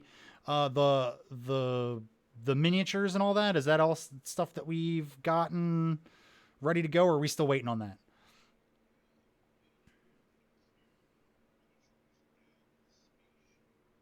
That was me waiting and listening to hear what he said. We're waiting on a few of the pieces, the spaceship that we'll be using, because on Nat's end, anything we do on the Thursday, he loves to bring you the freaking maps, the wonderful built maps that he spends so much time on. So please make sure. Please make sure that he said that's the one thing he's got, and then he chuckled. Please make sure that you come and check us out when we switch over and we start doing that alien stuff, because he takes a lot of time. It takes a lot of effort to get all this stuff painted, set up, ready to go, lit properly, get good camera angles and stuff. It is a lot of work. He's such a gentle soul. He'd never tell you, but you're gonna break his heart if you don't show up. You really want to break Gur's heart? Is that what you want? Is it you want Gur to cry? Because if you don't show up, that's what's gonna happen. Gur's gonna cry, and it's gonna be your fault. So make sure you're there, please. And community game night is also something that we want to further. So if you've got games that you like to play, let us know. Let us know what they are, so that way we know what we can play with y'all. Me personally, I like stuff like Fall Guys. I like Tabletop Sim because you can play pretty much any board game you want. I love me some Minecraft. Anyone want me to make? I'll make a Minecraft server. We can all play. It'll be great. But I feel like it'll just be me running around punching trees. But there's so much that we could do and we want to do. But it all hinges on you all. Please, we want to involve you all more. Don't be shy. Don't be scared. Don't be shy. Yeah, join the Discord. That's what he said. You didn't hear it? Join that Discord and make sure that you're apprised of all of the pertinent information that's coming out. I run the Discord. I will always be there. So if you pop in and you want to ask me a question, you can DM me directly. I'm Pwn Donkeys in the Discord. You got any questions or anything like that? I'm your guy in there. But we're all pretty active in our Discord server. You'll see it. We all pretty much post nonstop. But please join the fun in that. It's the only way that we can include you all, is to plan for it, and we want to include you all. You all are great people. Play some games with us. That being said, let's go ahead and move on. There we go. Now everybody else can be heard, not just me. But why? Because I set it up that way. I made that scene for the big face of me and Nat for the breaks, and it was one of those things that I did like hastily in the moment that we needed it, and I never added anybody else's audio source or anything like that into it. So, yeah. That's totally fine, because that means you did not hear me just chomping on them graham crackers. Chomping on them graham crackers. Oh, what do we got going on here? Chomp. We've got an issue. Hey, we've got some technical difficulty fate chips that should be given out because I've got an issue with this camera. Yes, you do. Mm-hmm. You sure do. I don't know what happened. Sure broke it. It's a possibility. Oops. We've got no girl. Things might start jumping around a little bit. No, that's not what I wanted to do. That's not what I wanted to do at all. What is going on here? Yeah, things are gonna look a little. Oh, I got something going on here. I did something. Oh. I did something. Am I the only one hearing an echo? I'm not hearing an echo. I don't even see right there. Perfect. Okay, good. I've got everybody. I've got everybody where they're supposed to be. Good job. I did it. I on the stream, my camera isn't. Oh wait, it's fixing. Sorry. Yep. Mm-hmm. That's what I was doing. I was like, oh god, what is this? Every once in a while, doesn't happen often, but every once in a while, Skype likes to wreak havoc on my sources. Hey, Billy F and Wildstar, I think you sound fine too. Thanks. Oh! All right, so we're back. We're back in town.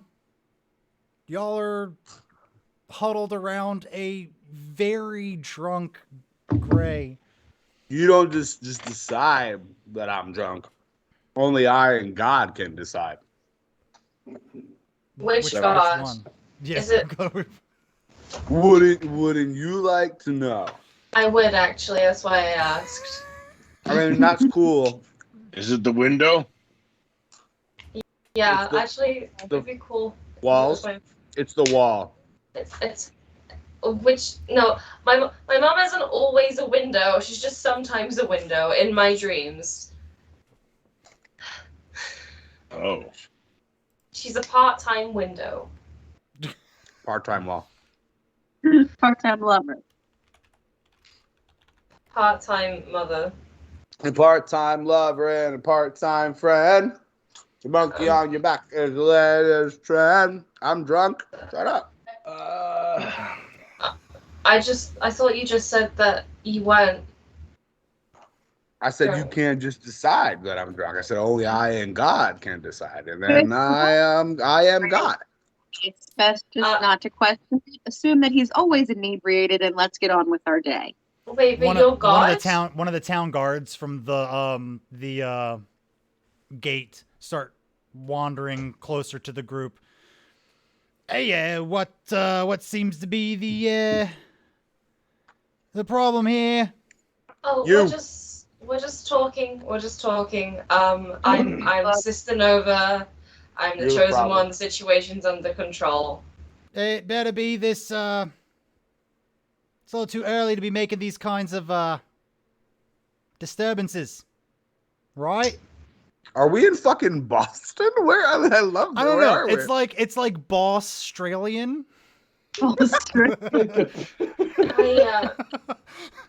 I love it. So it's fine. The situation's under control. It's basically it's just we've been given a quest. It's our first quest, and it's just first quest nerves. That's it. There's nothing happening here. Nothing to see here. We'll be on our way. Gur, could you scoop him up? Yeah. He's just give me, daddy, give me. He looks inebriated, but he's not. He's just scared, and this is how his nerves come out.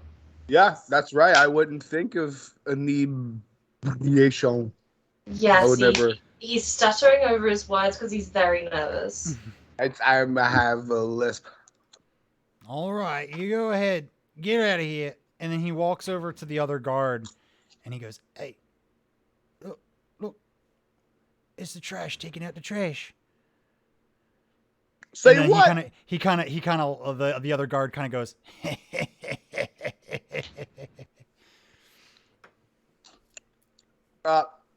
Do you hear this? Is it time to kick some guard ass, bro? If anyone would like to roll to see if they heard that, you can go ahead and roll a perception check. I'm on and Gray, your perception check is going to be 100% at a disadvantage. You don't know anything about me. You never have. You never will. Okay. Gary wouldn't understand it if he did hear it. True. Right. Quentin heard it. Holly heard it. Gray. Perception. They're both okay. They're both okay. All right. Oh, one of them was a nat 20 though. Yeah, that's the one we don't use unless you want to use your inspiration if you have it. I do have it. Actually, anyone who doesn't have inspiration for the awesome job that you all did in your dream sequences, go ahead and give yourself inspiration if you would like to use that inspiration that you have right here. Yeah. Go right ahead. You definitely heard that. I'm inspired to drink more ale. You know, that's what I'm inspired to do. Gray, you were the only person who did not hear it. Fuck you, bro. Who, me?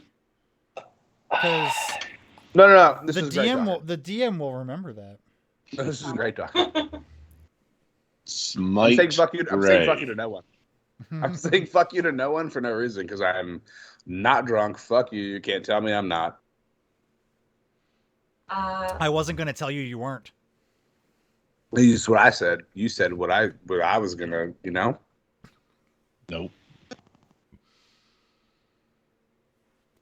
All right then. Oh, okay. So did You can anyone cut want to? this tension midnight. Yeah, right. There's a lot of tension right now. What? Hearts. I am going to. I know.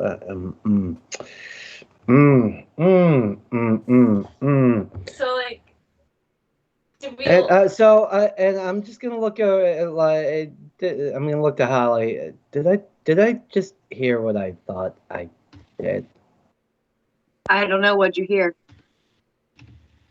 Trash taking out the trash. Yeah, that's. I don't know how I feel about that.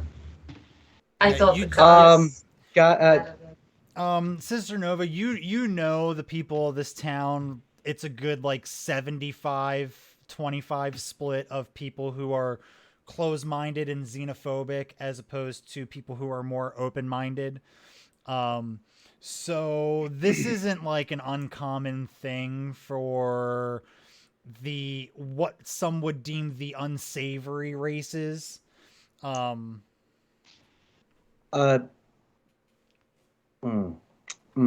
that make it y'all go on and head out front. I'll meet you there. No, I'll stay with sis. Your boy Q's got this. Take a walk. No. You're gonna get yourself into some bullshit, and I'm the only I'm the only person who's gonna be able to pull rank to get you out of that bullshit. I'm staying with you. They're just taking out trash. What's the big deal? Tell you what.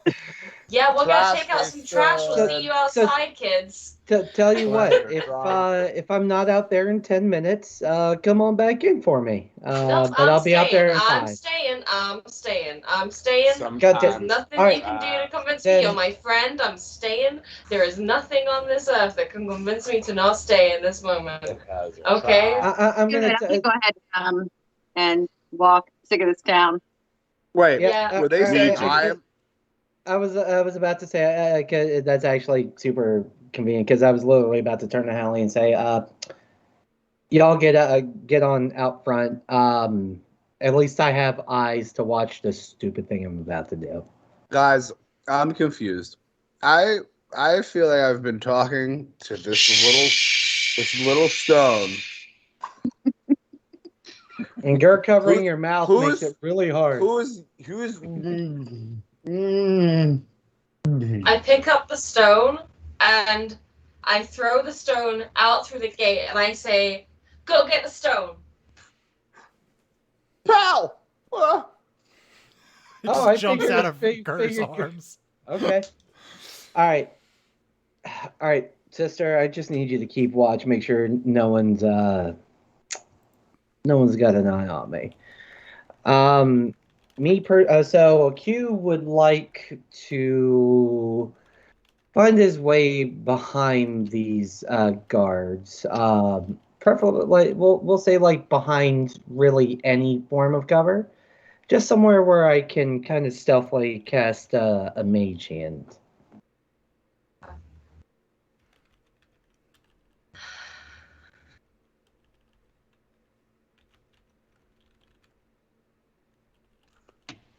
Mage hand. What?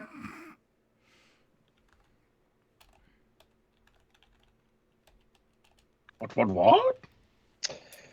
So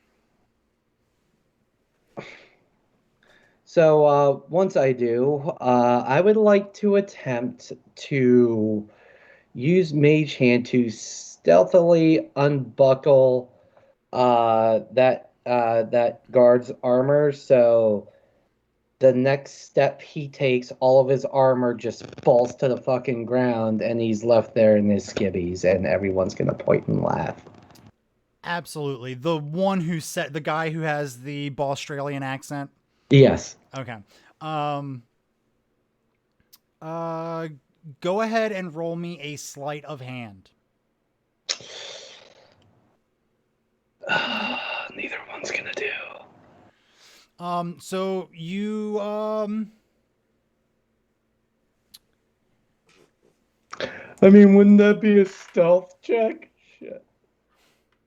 luckily there's not really a lot of people at the coming into the city. So both of the guards have their back to you. So, you go ahead and cast Mage Hand, and it goes over there and it starts doing its unbuckling. Let's see if he feels that. Oh, where did all my dice go? Where's my box of dice? Oh, It's up your butt. It's right here. Up your butt. Oh no, he doesn't see shit. He got a 2. He was one number away from helping by unbuckling something himself. Thank you, Isos. You got. Thanks, Isos. I owe you one, buddy. But Sister Nova, you clear as day see 100% all of this happening before your eyes. The Mage Hand goes, it starts unbuckling everything, and he takes a few steps forward, and everything just drops to the ground. And, you know, the other couple guards that are standing guard just start pointing and laughing, and they're having a good time, and he's just turning bright red. He's got holes in his underwear. Like, this is the pair that he definitely should not have worn today, but he did anyway, because he's really attached to all of his clothing, so he doesn't want to throw anything away, even if it's all tattered and all holy. Is this hitting close to home for anybody? Because it's definitely not me. Who is this guy? Order. Huh? Oh, I said he puts the horror into hoarding, but Damn. And he just books it for the town guard house, and he is just like dragging plate armor behind him as it's clanking on the street, and he's just like trying to cover up where the holes are and just blushing, and people in the street as he's passing are kind of pointing. Little kid goes, "Mommy, Mommy, look! You said that when I got older it'd get bigger. You lied." Hey, and as he's running away, be like, I can relate. Hey, buddy, you sure you're not half demon? That's a lovely shade of vermilion you're turning. Shit. As I now walk over, you know, just very pleased with my work. Buddy arm around Sister Nova, like, stick with me, kid. You're gonna learn a lot as I guide Sister walking towards the rendezvous point with the rest. Should I cast magic missile at that guard? If you know what, he's gonna wake up thinking about this very moment for at least the next 6 months. Let's yeah, but let like, why not make it a year? You know. I want him to be awake for it, Sister. Like I said, you got a lot to learn. Let's go. Can I just say, I think it's impressive how much of a horrible influence you all have been to Sister Nova. In the span of like a day, she is already contemplating murdering her father, shooting magic missiles at the guards. If she's on board, she will eventually learn that the holiest of killing days are often patricide. It's like, I mean, it's not like it's her real father, it's just her father figure. It's just the man who raised her, no biggie. No big deal, yeah. Yeah. Kill, death, murder, kill. Yeah, it's like the it's like the equivalent of, in the real world, a woman abandoning her child with their father, and then, you know, 18, 20 years later, just popping up back in the picture and going, "Hey, yeah, your dad, you should kill him. Go for it." Just straight up. Just go for it. Yeah. Yeah. I know we haven't talked a lot, and you're probably Yeah. surprised to see me, and you have a lot of questions, but murder. That dad, you know, that dad puts the dead in deadbeat dad. Yeah, it's like, and I know that like I've ignored every like text you ever sent me or email every way you tried to contact me, but like, you know, the person who's raised you, yeah, you should just kill him. Yeah. Yeah, you should just kill him. Do it right now. Sister, you will certainly soon learn that these dark thoughts are pathways to powers that many would call unnatural. And by pathway, he means highway. Highway to hell. But isn't like a pathway and a highway like very different? Life is a pathway. Life is a a highway. highway. Life is a highway. But I thought a pathway was a highway. Also, anyway, when is Killing Day? Because you just sort of circled the entire month. Right now. Yeah. No, but like which day? Like, is it just today or is it? No, like, which day is a different day? This is Killing Day. Which day? What's which day?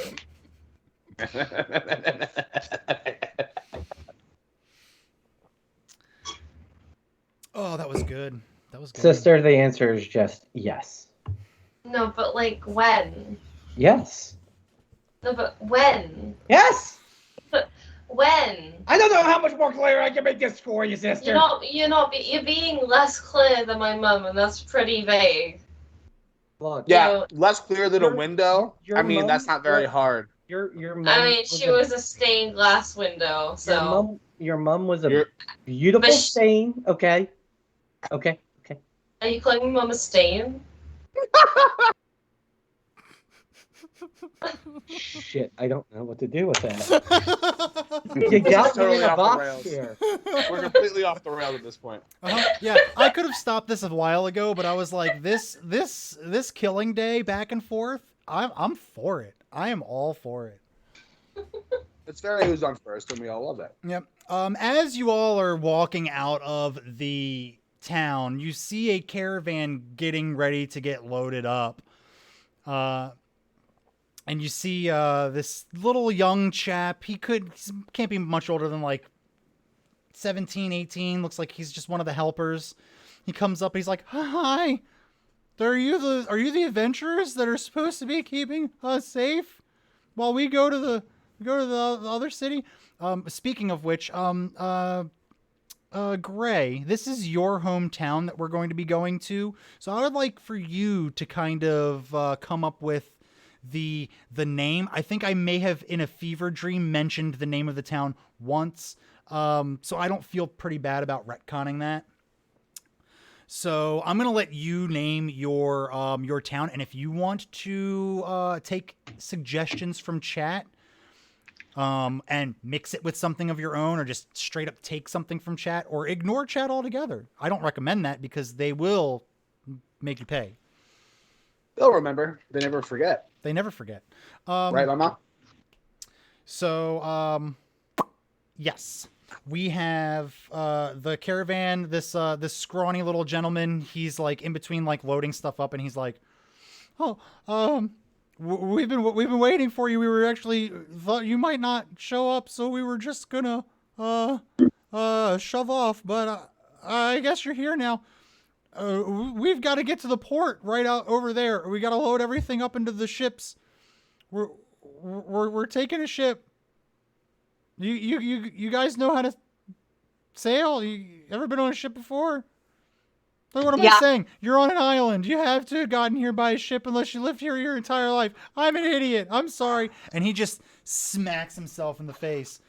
"I'm so sorry. I didn't mean to assume."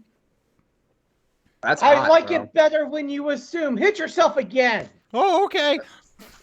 That's hot stuff, baby. That's hot stuff. Oh, this is going to be fun. So he. Are you coming with us? You're coming with us, right? Screechy boy. Oh yeah. I. Mr. Saved by the Yell. Yeah, His name Rick. Well, look, I've got to look out to other places to get voices. You guys said you wanted more voices. I'm giving you more voices. Thank you for the voices. They're lovely. I love your voices. Yeah. Thank you. All right. Yeah. If we're gonna go ahead and load everything up, it's that ship over there, and they point to this like. It's much smaller than the Stormbreaker was. Stormbreaker was a big old ship that y'all were on, and it had 3 sails. This one's just got the one mast. It's got enough room for minimal crew and this caravan, and it might be a tight fit. Y'all might be double bunking or sleeping on the deck. Do you mean two people sleeping in the same bed, or like there's a bunk bed situation? Bunk bed situation. You guys don't have to cuddle with each other. I'm not gonna make you do that. Oh man! But there's not gonna be enough quarters for everybody on this ship. I just remembered that I was going to teach Gray how to read. Pretty good. But now he's drunk. I'm sure he'll be sober sometime after Killing Day, but before Killing Day. But like when's Killing Day? Yeah. Yes. How do you? What? Yes. Yes. But like that's not a date. I need. Hold on. Not get this right now? Yes. Hold on, Gur. Yeah. Can you clarify when Killing Day is for our homie sister? Our sister homie? Our bro sister? Our sister bro? Sister? All right. It was worth a try. So like, I mean, not every day can be Killing Day because you circled every day, right? But that implies that every day is Killing Day. Let me put it this way. Surely there are days where killing just doesn't simply happen, right? It's like not every day can be Killing Day because then Killing Day isn't special.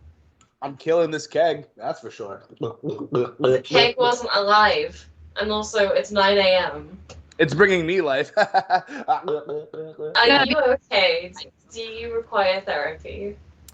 Gray, I'm gonna require a Constitution saving throw from you, please. Yeah, that tracks. I should be dead. Hold on. Let me click the button. So there's only so many times you can physically tell me you're downing a ridiculous amount of alcohol. Oh, you're fine. Oh my god! Why? You actually start to sober up a little bit. You've drank yourself you drank so much that you can't get any more drunk. You've circled back around. I'm not gonna say that this hasn't happened. No. I won't say that this has happened. I will say that this has. You guys get it? Okay, yeah. All right. So the scrawny gentleman starts talking to you guys again. Oh, that's a mighty big sack you have there. Do you? That's not an appropriate question. You think that one's big. Listen. I'm no ho ho ho, and this sack will be paid for accordingly. And I throw it down. Hello, illegal vengeance. What is up? First time chat from a wonderful viewer. Thank you for joining the wonderful world of the Lords and Ladies of Fate. Here, we allow you all, the Lords and Ladies of Fate here, to mess with us, to make your stamp, put your stamp on the world of Edinia that we are playing in now. We have a redeem command that you are able to use to spend the fate chips that you earn in order to get things for the party. You can do objects. You can spawn in an object of your choice. You can force them into a random encounter. You can drop a bunch of money for them. You can make people say a one-liner. You can glitch out a player, which basically means that at my choosing, something that they do will not work the way that they intended it to do. So yeah. And yeah, Blue Crown is a Prime member, so you are Amazon Prime. Yes. So thanks for joining us, and I hope that description kind of explained it. Stick around, watch people in chat. You could see how to redeem stuff, and it's fun. Yeah, items do alter the game. Using the redeem item from the list above, you get an item. Yeah. Thanks, Stream Elements. You said it better than I ever could. Anyway, let's get back to what we were doing. So what I was saying was, you know, I will. I'm no ho ho ho, and I will gladly pay for this sack. And then I throw it over my shoulder and slap. It hits the deck. Oh my sack hits the deck. Shit, you've put me in a very precarious situation, huh? You slammed the sack down on the ground. I'm going to need you to roll a strength, just a flat strength roll. I want to see how hard you threw this on the ground. You want to see how hard I slap this sack on the deck. Okay, hold on. Correct, because this sack is filled with bottles. So this is bad. I've done a bad job. So your sack of stuff here. Let's roll me a D. Oh, wait. Roll me a D100.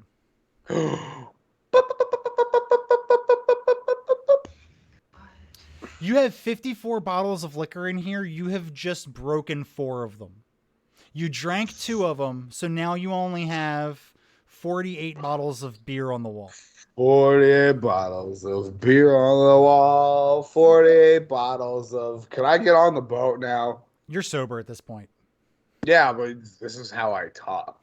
So yeah. The lanky gentleman goes, "Oh yeah, you can stow that bag of goods in steerage if you want."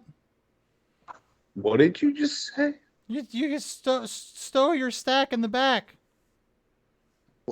That was a different thing you just said.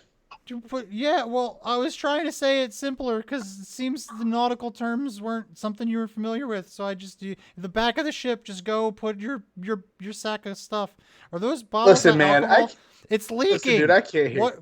Listen, I can't understand what you're saying. I'm just gonna walk back here. I'm just gonna walk away. The bottom of the bag that you have this in is just soaking wet, and you're just dripping alcohol as you're going. No, Sniffler's behind it like this. Like it's a soft serve. Like it's a beer tap. I pick up the Sniffler, and I try and pick up Sniffler and just kind of like pat it on the head and be like, no. And you're a baby. You're a baby. He starts to kind of like purr in a like Sniffler kind of way. He's like,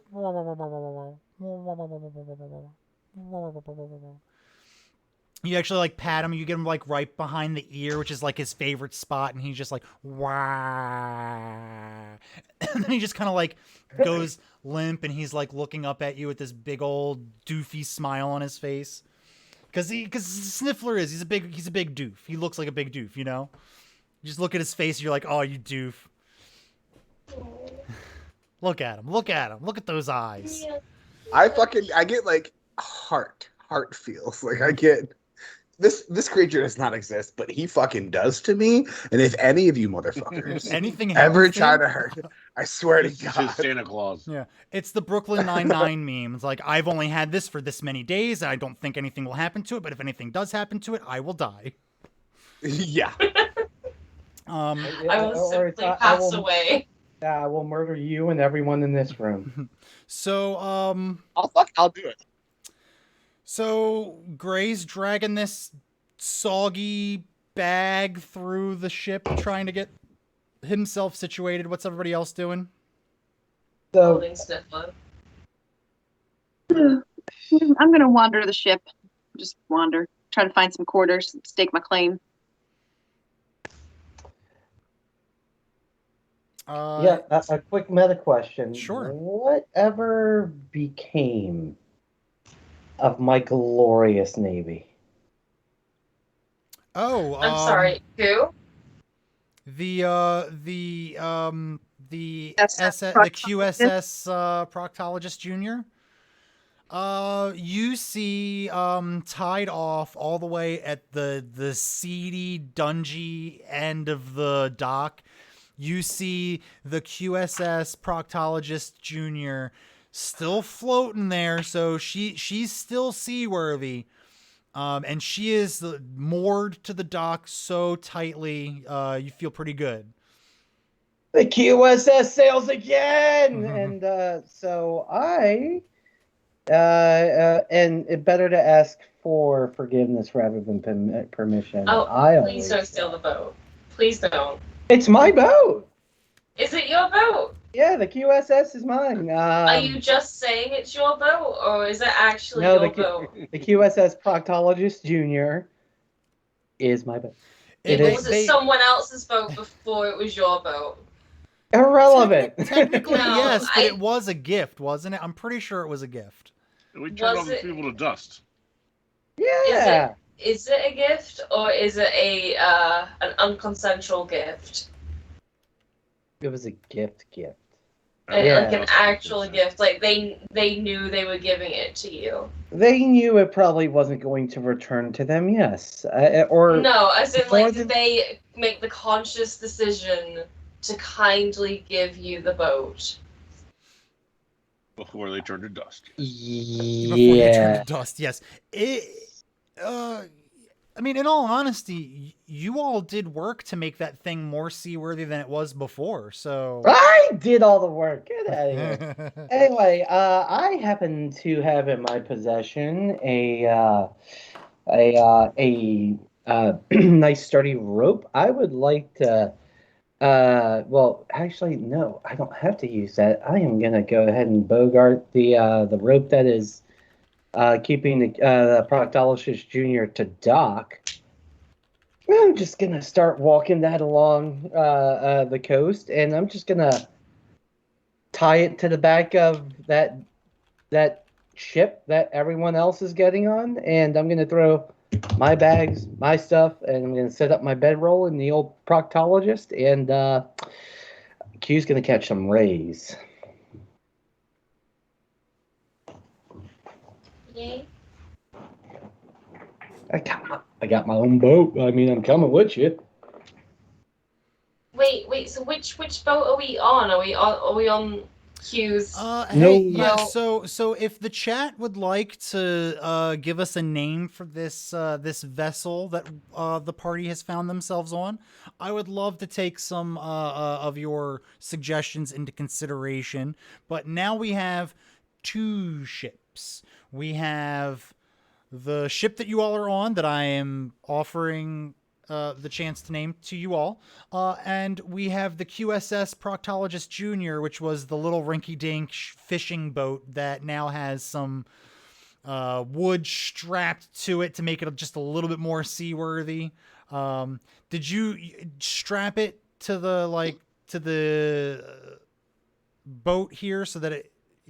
Because this boat's not necessarily going to go as fast as the one with the big sail. Well, no, like I said, I'm gonna take the rope that was anchoring the QSS Junior, and just kind of carry it over on board the yet unnamed ship. Tie it to the back of their that little rail that would prevent the captain from going overboard. That one. I'm just gonna tie it on and then crawl back down, walk around, and get on the Proctologist Junior. So essentially, I've set up the Proctologist Junior to just be towed by perfect and the larger ship. I know it's a player who made the suggestion, but I really effing like it, so that's what we're gonna go with. You all are on the ship the Wild Star. I was gonna go with the Please Don't Steal Me Q, but I thought that was a little too on the nose. Wild Star just sounds like a badass name for a ship. So you are all on the Wild Star. Quentin and the QSS Proctologist Junior ready to be towed. What is everyone else doing? I don't know. Chat's given me, seeing as how what the other potential name for that. It's not really a navy with only one ship, is it? But we got plenty of time. It's a navy of one. You know what I mean? Like it's the army of one, but like navy of You one. can't be an admiral until you get a second boat. Is it a baby navy? It's a Baby baby navy. Wait. Can we get a tiny little boat for Sniffler to drive? I'm sorry. I'm like still like in this like Sniffler Oh, love we have mode. to go back into the city and find a tiny boat for Sniffler. I'm sorry. Imagine Sniffler like on like a little boat with his little ukulele being like twink twink twink twink twink twink going quack quack quack quack. Like I'm dying. I'm dying inside. The cuteness And is we too. could tie like a rope to the tiny boat to the big boat, so it is all in the same direction. We could get him a little admiral like coat and like a little hat. What, like a little Donald Duck outfit? Yeah. This little duck butt hanging out of the back. Okay, so here's what I'm gonna give to you all as a way to resolve this. Anyone who wants to, if you want to go ahead and give me a survival, yeah, let's go a survival roll. Anyone who gets an 18 or higher, you're gonna be able to go around and find some scrap wood around the boat and whatnot. You could, Sister Nova, you 100% could easily go through, and Gur can help. Gur's good with his hands. Both of you could come together and build a little tiny boat for Sniffler if you want. Yeah, I want to do that so bad. It'll take probably half of the voyage to do it, but halfway through the voyage, you're gonna have a little tiny Sniffler boat. It'll be worth it. Absolutely, I think so. I'm just gonna go ahead and say it now. If Sniffler doesn't quack out anchors away, my boy, I'm gonna be very upset. So you mean quankers? Yeah, and that's another thing you all have to start thinking of. The Sniffler's boat is gonna need a name. So as you all are getting everything together, you hear from the wheel area of the ship. I'm not very good with nautical terms, so we're just gonna call it the wheel area. You hear the ding ding ding ding. The anchor is being lifted, and the boat is slowly pushing off and leaving the dock. So what we have here is your path, which you all will be taking. You are right around here where the docks are, and you are going to be coming up and around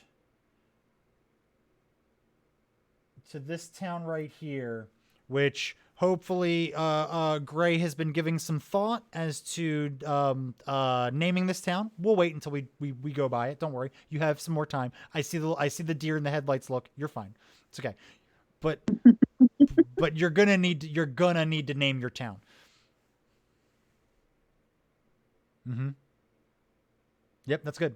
No, just he's talking to somebody else. I just thought it'd be funny if I was messing with him, make him think that he was actually talking to us. He's like, no. Okay. So that's pretty much the path that we're taking. So right around, let's get a nice red X. You're about half a day through. You're right around here. Who all's on the deck? I know where Quentin is, but the rest of you, who's on the deck of the ship, like looking around? I imagine Sister Nova and Guru are like still on on the deck, like doing the finishing touches to the little boat.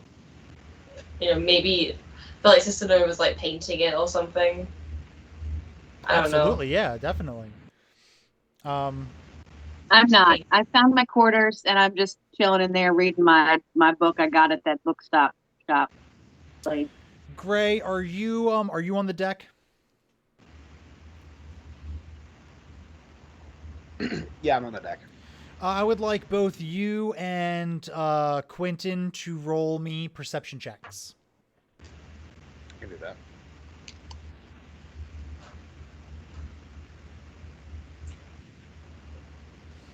Quentin with the 22.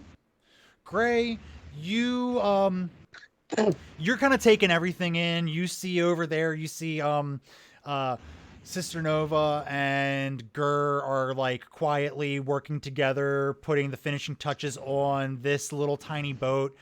Sniffler is like running around them in circles, just so excited. He cannot wait to get into his own little boat. And Quentin, you look off into the ocean, or the sea or whatever, and you see off the horizon, you see a little tentacle, kind of like flip out of the water, and it waves at you. And you hear a voice in your head. Hey, it's me. It's Valdesh. Oh, Valdesh! Dude, hold on. And I'll be saying this out loud, but clearly he can communicate telepathically, so I'm just going to think really hard. How's free life treating you? Oh, it's great. The other day, I destroyed a ship, but not for anybody, just for me. Dude, that's so awesome! It was a lot of fun. I was about to do it to the ship that you all are on, but I saw you and I was like, they're my friends. I mean, you get to do this all the time now instead of when you're told. So, hey, look, I appreciate you not sinking us again. Oh, I wouldn't be here if it wasn't for you. So thanks. And you see, like a little like kraken head kind of like pokes out of the water, and you see the tentacle just kind of comes up and just kind of gives you like a little salute. I'm gonna stand up as high as I can on the QSS Proctologist Junior and make sure I give him a good salute back. Eddie, sailor. Gray, can I tell you, get out of my goddamn head.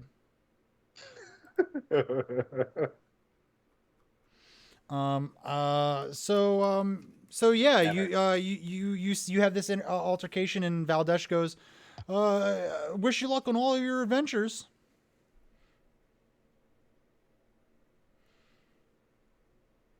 And that's all you see. He submerges back down into the water. May you send many souls back to whatever deity you choose for your killing day, my friend. I'm gonna miss him. But like when?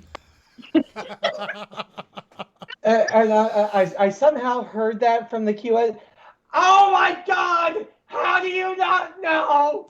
Yes. But what? And you know what? Quentin's just gonna now frump in whatever I have that resembles a captain's chair on this piece of shit. Reach behind my back. You know what? What would really just ease my mind? Some music. Yeah, I'm gonna start churning my new but very well used hurdy-gurdy. You all faintly hear coming from the QSS Proctologist Junior. You hear. Wait. He stops. Okay, I'm gonna change the chords that I have. I'm gonna change the tuning, and we're gonna start cranking again.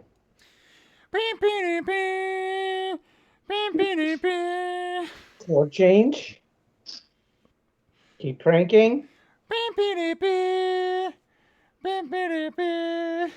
Stop cranking.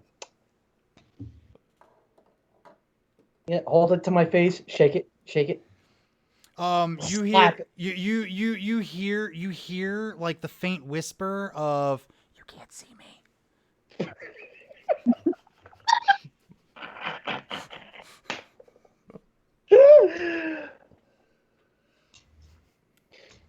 Suddenly understanding why this thing just got left outside. And let's see if I can pull this off. Gonna chuck it as high into the air behind the QSS Proctologist Junior. We're gonna chuck it up into the air and see if I can't Eldritch blast it out of the air. You got a cheater. Sure, You yeah. was- Hey, thanks for that cheer. We love your bits. Give me the bits. Give me the bits. Hey, K-Pie, watch what I'm about to do to your to that hurdy-gurdy. Yeah. Oh yeah, that blasts that hurdy-gurdy into like a million pieces. As the Eldritch Blast hits it, it immediately disappears. He was right. You couldn't see him. Not anymore. Not anymore. Perfect. So, we have Sniffler's boat to resolve. So, do we have a name for Sniffler's boat?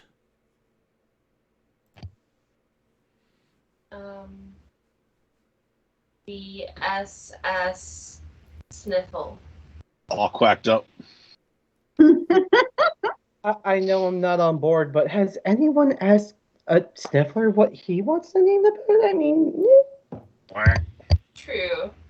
That's exactly what he wants the boat to be named. He wants Yo, the boat if to be he named. named, can we Wah. please name the boat Quant? And then can we ask the chat how we spell wah?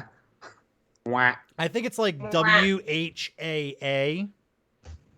What do you think, chat? How do you spell wah? But that's how I hear it.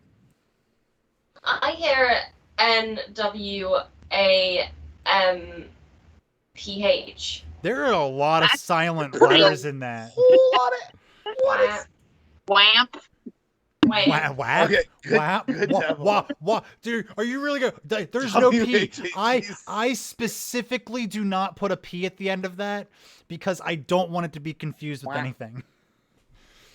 I hold come on, the A chat. for that very reason.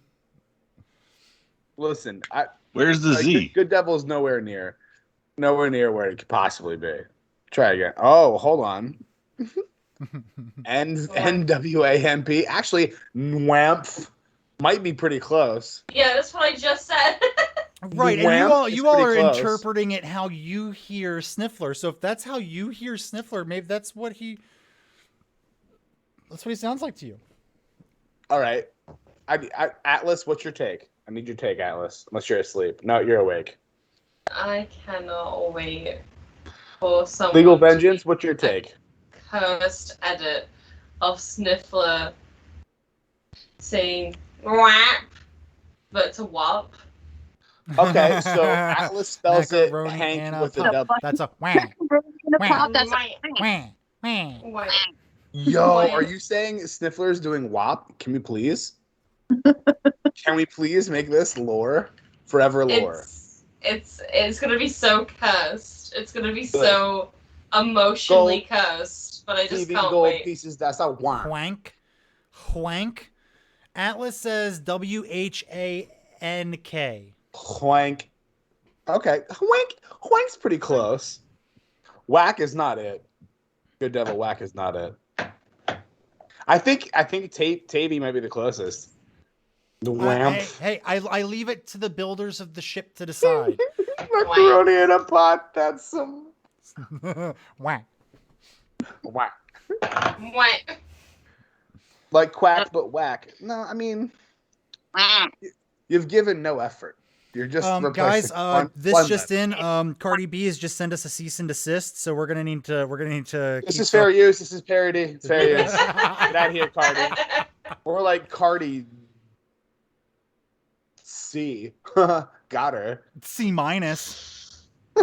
More like Cardi E, as in good effort. Oh, Your whack. lawsuit failed. Like Cardi Q for Queen. That's true.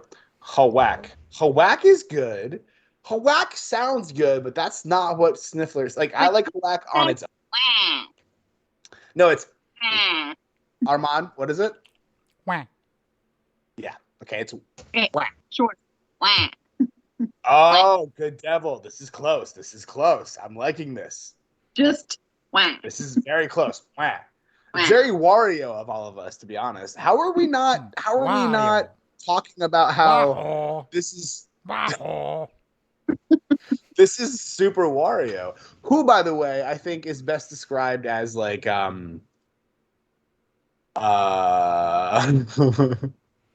he's Mario, but he's like a version of Mario that's I would call him maybe a what? How family friendly is this stream? it's not. Not at No. all. We don't advertise it that way. I would, okay, if Wario was real, even though that I'm very firmly, like, very gay, I would allow Wario to be my sugar daddy. Okay. Wow, okay. What about Yeah. Waluigi? It's the mustache, isn't it? Yeah, it's like, a lot of people prefer Waluigi, and it's like, yeah, I get it, he's tall, but that's all he's got going for him, right? Wow, Whereas Luigi. And he wears purple. Wario is like, okay, Wario is homophobic, but in a sexy way. Mario is homophobic in an ugly way. What? It's me, not giving you common I would- decency or rights. Aha! I would call- It's okay. I would call Wario like libertarian Mario. Like, You know what I mean? Like if Mario is Republican, then Wario is libertarian Mario, and then Luigi is definitely a Democrat. Like 100%. Luigi is like a socialist. I would love for Luigi to be a socialist. Honestly, I would love to hang out with like Waluigi to be like. Wait, no, I can't. Waluigi's the shit. Waluigi's the shit. Waluigi is absolutely a. Waluigi is a communist. Right. Okay, I do kind of want to rein this in a little bit because we are closing in on the end time. Yep, don't worry, Atlas. I got it. She said, I've let enough go today. I have to do my job at some point. "Oh, Illegal Vengeance has a good suggestion here. Quauk. it's still basically quack though. I think the U might almost be the closest thing. Like, just the UUUAH is pretty close. Wow. You know what? Can we give it? I'd like to give it to Good Devil, to be honest. But he's a player. Can we give it to Good Devil? He's a player. I've done it before. You do what you do. You're currently riding the wild star. That was me too.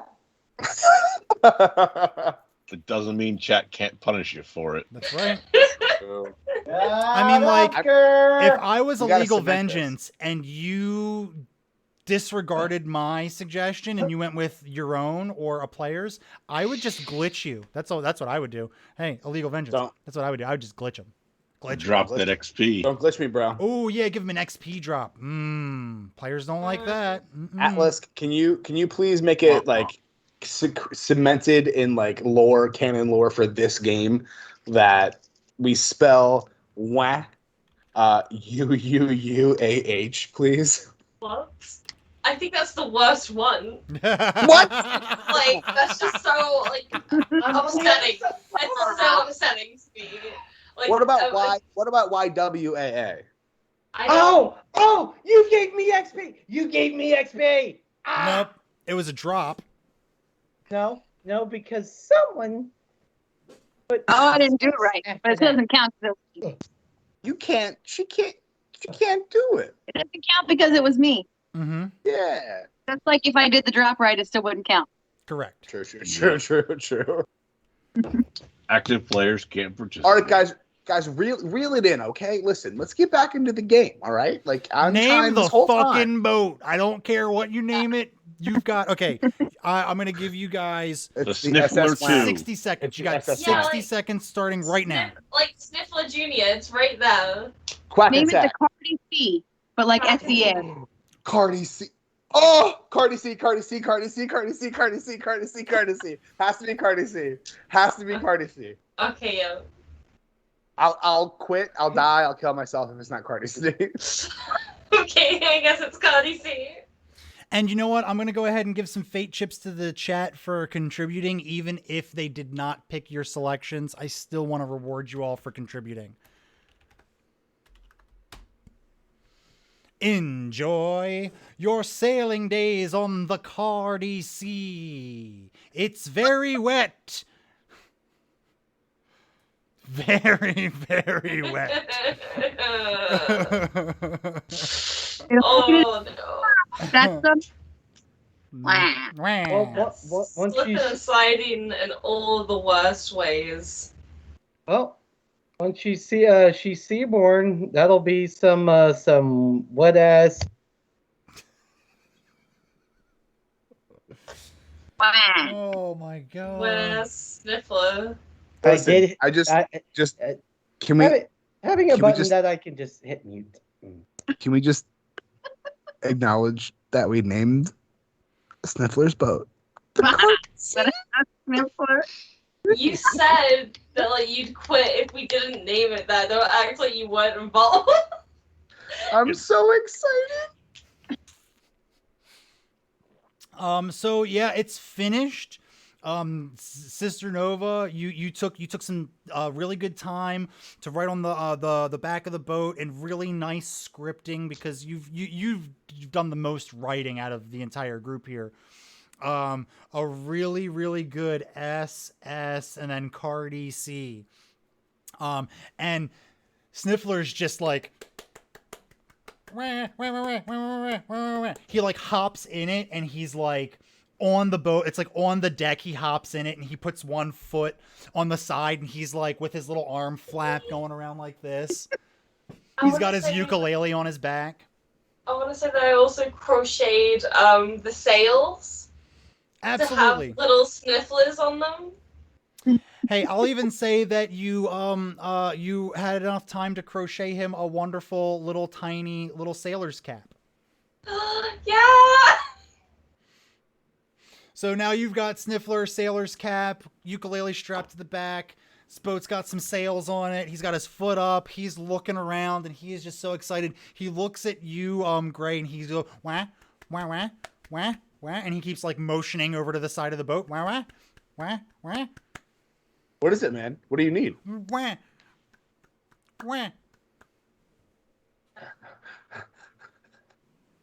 Yeah. Roll insight.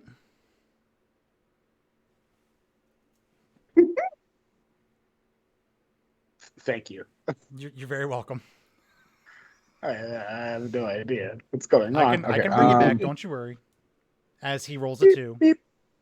Right. Oh, 18. You get the sneaking suspicion that he really wants to be put in the water. He's ready. Oh, he's in the boat, but the boat's on land right now? The boat's grounded? The boat is on the deck. He is literally like on, like he did not wait. As soon as Sister Nova was finished putting the letters on the back and the boat was sitting down, he hopped right in it and started looking like he was sailing. He was so excited. I thought he was in the water already. That's my fault. Okay, so yeah. What's up, buddy? You want to go? Yeah, listen.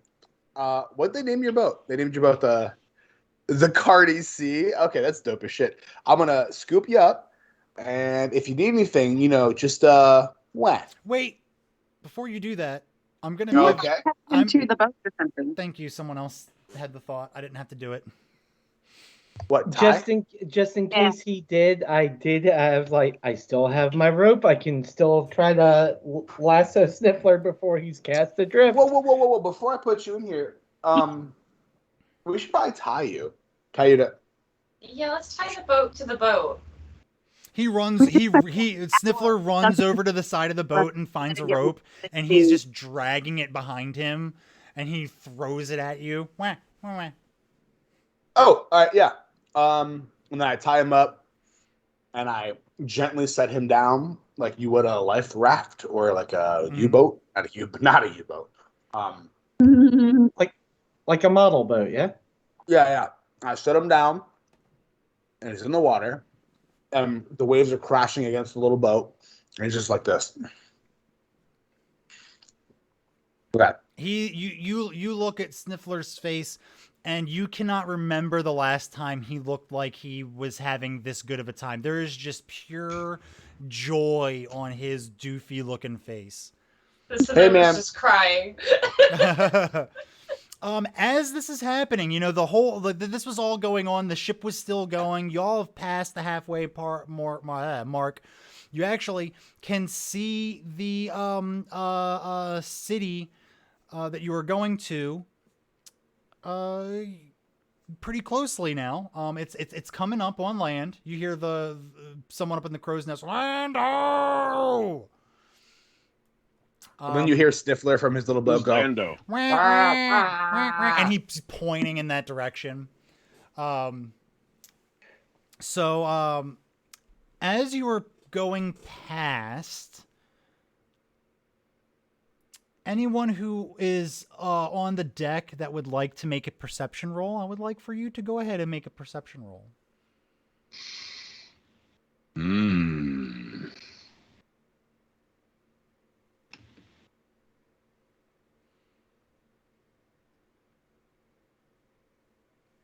All right. I don't know why you wanted to roll twice. Your second one was worse than your first one. So we'll take the second one, not to punish you.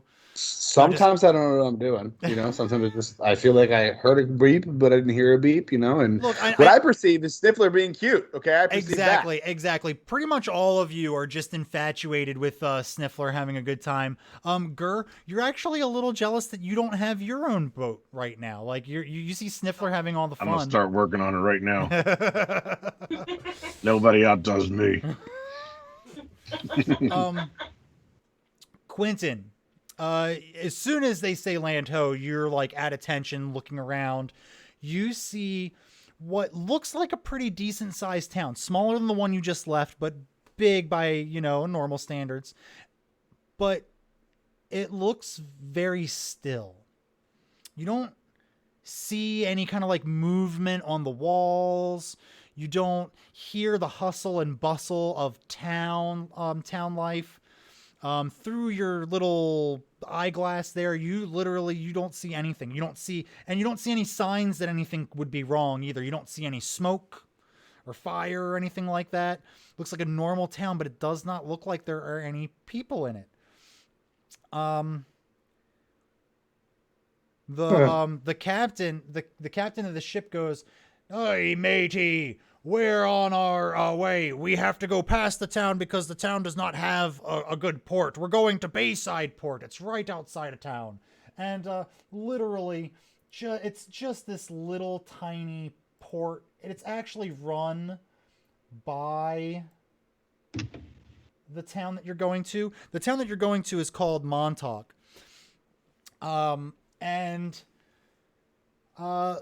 Basically, who wants to roll a history? Everybody here can roll a history. Let's see who would have this knowledge of this part of the world. Sister Nova with the brain. Sister Nova definitely has this history. Gur has the knowledge, but he doesn't know what to do with it. That's the kind of thing that he has here. But it's your hometown. Yeah, great. So he's just too infatuated. Apparently I'm still drunk. Yeah, well, we'll get into his backstory, but there are reasons why he wouldn't know a whole lot about the town. That's true. That fit with the story, actually. So that's kind of funny that you would roll that. Perfect. So, Sister Nova and Holly Hera, from your studies, you know that Montauk it's the last civilized town in the Venn Triumvirate. Before you start getting into the deserts or the wasteland areas of the world where all of the bad monsters and things come from. You know that this town, because it needs to keep itself protected from the wilds, it has a very secure wall system around it. So it doesn't have a port. What they did is further up the coast, they built a little farming village that has a small port. Basically, it's a small town. It has enough farmers to farm the land, to supply food for the people who maintain the port. the farmers themselves, and the little bit of guard that live in the town. And all of this is set up by the city of Montauk. This is how they get all of their stuff from the other cities. So it's just very odd that there would be no signs of life in the city. So that is where we are going to leave us this play session. As you all have passed this dead city, or seemingly dead city, and pull up towards the port of Bayside. So Pull up. We will pick up next week as we disembark the ship, the Wild Star, into the tiny little port town of Bayside. And that's all we... Excuse me. That was Subway. That's a wrap, everybody. I had to.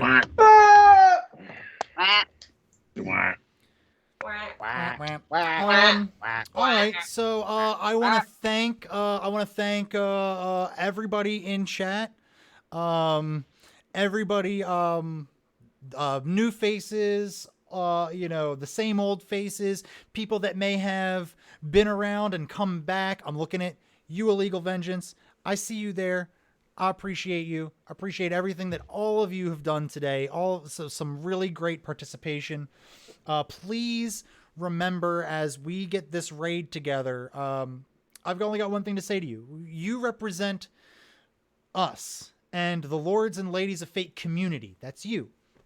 When we go out on these raids. So don't be a dick. But please be fun obnoxious, or as I like to call it, fun-noxious. Spam those emotes. We've got plenty of these wonderful emotes that you all have helped us unlock. Spam that raid emote. Show them the new heart emote. Hey, and it never hurts to click that little heart on their page when we go there. Give them a little follow. This kind of stuff means a lot to these streamers. We want to help bolster the tabletop roleplay community. It's not all just Critical Role, fellas. Okay, there are other, and Dimension 20. It's not just those two. There are plenty other people out there doing what we do, just not as good as we do it. So that being said, I'm actually going to pick one They that's suck, not a so hit tabletop player tonight. Ooh, we've got a special raid. The unique opportunity to raid another friend of mine that I've made on Twitch. It was a really cool chat. And if TwitchCon ever rolls around, hopefully we'll get the opportunity to stop in and say hi. But she's pretty cool. She plays Call of Duty a lot, and I know we got some of our fans that like to play that. But yeah, it's a unique opportunity, so I want to take advantage of it. Absolutely. So as I always say, here at the Lords and Ladies of Fate, you hold all the power. And with great power comes great responsibility, or something like that. Yeah, Uncle Ben. Let's go ahead and we got the raid going. We'll go ahead and close this show out the way we close it out every Wednesday, with that wonderful, wonderful patented Lords and Ladies of Fate catchphrase, the one that is the same every single week, that is definitely not 6 different things all said at once. It's 100% thought of beforehand. So everybody, on the count of 3, let's go ahead and give them that send off. 1, 2, 3. His name is Marty Marty C. C. That's a wow. Really great, and it's